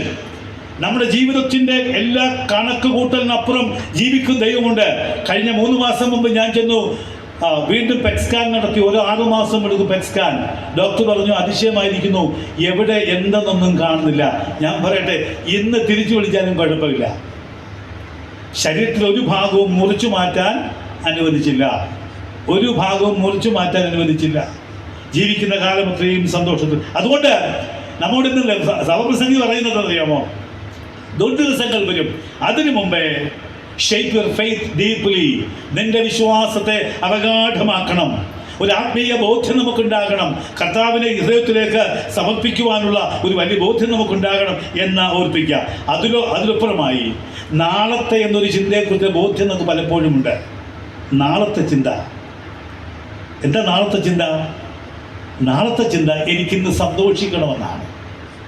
ഇന്ന് കർത്താവിനെ കാണാൻ കഴിയുക. ഞാൻ പറഞ്ഞല്ലോ, ജീവിതത്തിൽ എപ്പോഴൊക്കെ ജീവിത പ്രതിസന്ധി നമ്മൾ നേരിട്ടുണ്ടോ അപ്പോഴൊക്കെ ഒരു നിമിഷം കർത്താവിൻ്റെ പാദപീഠെ നാം ഇരുന്നിട്ടുണ്ടെങ്കിൽ നമുക്ക് നിരാശയ്ക്ക് പകരം സമാധാനവും, ദുഃഖത്തിന് പകരം പ്രത്യാശയും, ഭയത്തിന് പകരം വിശ്വാസത്തിൻ്റെ ശക്തി നൽകി ബലപ്പെടുത്തിയ ഒരു ദൈവം നമുക്കുണ്ട്. ആ ദൈവം നമ്മോട് പറയുന്നത്, നിന്റെ യൗവന കാലത്ത് ദുർദിവസം വരും മുമ്പേ അവനെ ഏറ്റുകൊള്ളണം.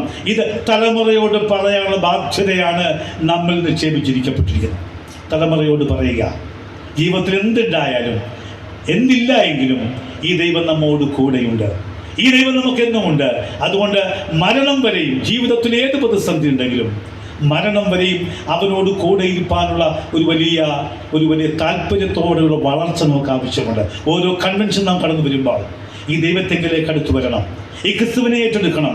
കാൽവരിയിൽ നമുക്കായി മരിച്ച ഒരു ദൈവമുണ്ട് എന്നും അവനാണ് നമ്മുടെ ആശ്രയമെന്നും ഏത് അസമയത്തെയും ഏത് പ്രതിസന്ധിയെയും ഒരുപക്ഷെ അതിജീവിക്കാൻ കഴിയുന്ന കരുത്തവരിലുണ്ടെന്നും അറിവാനുള്ള ബലം നമുക്കുണ്ടാകണം. കണ്ണുകളുടെ അടയ്ക്കാം, പ്രാർത്ഥിക്കാം. എല്ലാം മായയല്ല, ക്രിസ്തുവിലെല്ലാം യാഥാർത്ഥ്യം തന്നെ. എല്ലാം മായയല്ല, ക്രിസ്തുവിലെല്ലാം യാഥാർത്ഥ്യം തന്നെ. കണ്ണുകളുടെ അടയ്ക്കാം, പ്രാർത്ഥിക്കാം. ദൈവമേ, എൻ്റെ കുറവുകളുമായി ഞാൻ അടുത്ത് വരികയാണ്. ഞങ്ങളുടെ ജീവിതത്തിലെ പ്രതിസന്ധികൾ വരാം. കർത്താവേ, ഞങ്ങൾക്ക് ഞങ്ങൾക്കായി വെച്ചിരിക്കുന്നത് പോലെ അസമയങ്ങൾ ഞങ്ങളുടെ മുൻപിലുണ്ട്, ദുരിത നിമിഷങ്ങൾ ഞങ്ങളുടെ മുൻപിലുണ്ട്, ഭാരങ്ങൾ ഞങ്ങളുടെ മുൻപിലുണ്ട്. ഒരുപക്ഷെ വൈദ്യശാസ്ത്രത്തിന് ദൈവമേ വിവരിക്കാൻ കഴിയാത്ത രോഗങ്ങൾ ഞങ്ങളുടെ മുൻപിലുണ്ട്. ഞങ്ങളുടെ മക്കളെക്കുറിച്ച് കർത്താവേ ലോകത്തിന് അറിയാൻ കഴിയാത്ത വലിയ വലിയ ഭാരങ്ങൾ ഞങ്ങളുടെ മനസ്സിലുണ്ട്. ജോലി നഷ്ടപ്പെട്ട അവസ്ഥകളുണ്ട്, പ്രതിസന്ധികളുടെ വലിയ വലിയ വലിയ ഭാരങ്ങൾ ഞങ്ങളുടെ മുൻപിലുണ്ട്, പ്രത്യാശയാത്ത നിമിഷങ്ങളുണ്ട്, ഖേദം വന്ന നിമിഷങ്ങളുണ്ട്. അവിടെയൊക്കെ കർത്താവേ നിന്റെ കരങ്ങളാണ് ഞങ്ങളെ നടത്തുന്നത്. കാൽവൻ ഞങ്ങൾക്കായിട്ട് മരിച്ചൊരു ദൈവമുണ്ട്. ആ ദൈവത്തിങ്കിലേക്ക് നമുക്ക് സമ്പൂർണ്ണമായി സമർപ്പിക്കാം. 2026 ഈ കൺവെൻഷനിൽ നാം ഒന്നിച്ച് ദൈവത്തോട് പറയുക, യേശുവിനോട് പറയുക, കർത്താവേ ഞാൻ നിന്റെ വകയാണ്, ഞാൻ നിന്റെ വകയാണ്, ഞാൻ നിന്റെ വകയാണ്.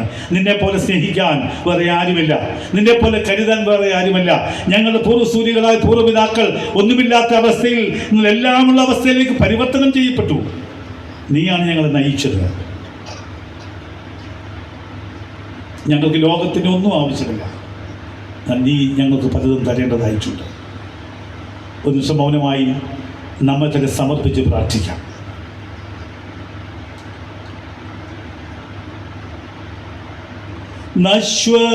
നശ്വരമാം ഈ ജഗത്തിൻ ചിന്തകളേതും ഇല്ല, നിശ്ചയമായി സ്വീകരിക്കും ചിന്തയൻ യേശുതാൻ. നശ്വരമാം ഈ ജഗത്തിൻ ചിന്തകളേതും ഇല്ല, നിശ്ചയമായി സ്വീകരിക്കും ചിന്തയൻ യേശുതാൻ. കാൽവറിയിൽ എൻ്റെ പേർക്കായി ജീവൻ തന്നതാ, കാലമെല്ലാം യേശുവിനായി ജീവിക്കും നിർണയം. ലോകം തരും ഇമ്പങ്ങളോ മറ്റുള്ള മോഹങ്ങളോ, ലോകത്തിലെ ബന്ധങ്ങളോ മാറ്റുക ഇല്ലെന്നേ. ലോകം തരും ഇമ്പങ്ങളോ മറ്റുള്ള മോഹങ്ങളോ, ലോകത്തിലെ ഇമ്പങ്ങളോ മാറ്റുകയില്ലെന്നേ. കാൽവറിയിൽ എൻ്റെ പേർക്കായി ജീവൻ തന്നതാ, കാലമെല്ലാം യേശുവിനായി ജീവിക്കും നിർണയം. നല്ലവനായ കർത്താവേ, സ്വർഗ്ഗീയ നല്ല ദൈവമേ, ദുർദിവസങ്ങൾ ഞങ്ങൾ മുൻപിലുണ്ട്, അസമയങ്ങൾ ഞങ്ങളുടെ മുൻപിലുണ്ട്. ദൈവമേ, അസമയങ്ങളുടെ ഭീകരതയെ നേരിടുവാൻ തക്ക വിധം മരണത്തിൻ്റെ കരാളഹസ്യങ്ങളിലേക്ക് വീഴും മുമ്പ് പിതാവെ അങ്ങയെ ഹൃദയത്തിലേക്ക് സന്നിവേശിപ്പിക്കുവാൻ, ഞങ്ങളുടെ ഭാരങ്ങളും മുറുകെ പറ്റുന്ന പാപവും നിങ്ങൾക്ക് നിക്ഷേപിക്കുവാൻ ഞങ്ങളെ സഹായിക്കണം. ഈ വചന കൂടാരത്തിൽ ഇതിന് സാന്നിധ്യമുണ്ടായിരുന്നുവല്ലോ ദൈവമേ. അതിൽ സംസാരിച്ച വചന ശകലങ്ങളിൽ ഇതിനെ മക്കളുടെ ഹൃദയത്തിലേക്ക് ഏത് പതിപ്പിക്കണമെന്ന് അതിനറിയുന്നില്ല. ഏത് പതിപ്പിക്കണമോ അത് പതിപ്പിക്കണമേ. നിന്റെ മക്കൾ ഹൃദയത്തിലെ വിചാരങ്ങളും ഭാരങ്ങളും എന്തെന്നും കണ്ടിനറിയുന്നില്ല. കർത്താവെ സന്ദർശിക്കണമേ. പോകുന്ന വഴികളിലൊക്കെ നീ അവരോട് സംവേദിച്ചുകൊണ്ടേയിരിക്കണമേ. ഈ വചനം ആവർത്തിച്ചു വായിക്കുവാനും ഈ വാക്കുകൾ ആവർത്തിച്ച് ശ്രദ്ധിക്കുവാനും കർത്താവ് അവരെ സഹായിച്ചുകൊണ്ടേയിരിക്കണമേ. കൃപയാൽ നിറയ്ക്കണം, കൂടെയിരിക്കണം, ബലപ്പെടുത്തി ശക്തീകരിക്കണം. നന്മകളാൽ അനുഗ്രഹിച്ച് നിത്യതയോളം കാത്തു പരിപാലിക്കണം. യേശു മൂലയുടെ പ്രാർത്ഥന ദയവുണ്ടായി കേൾക്കണമേ.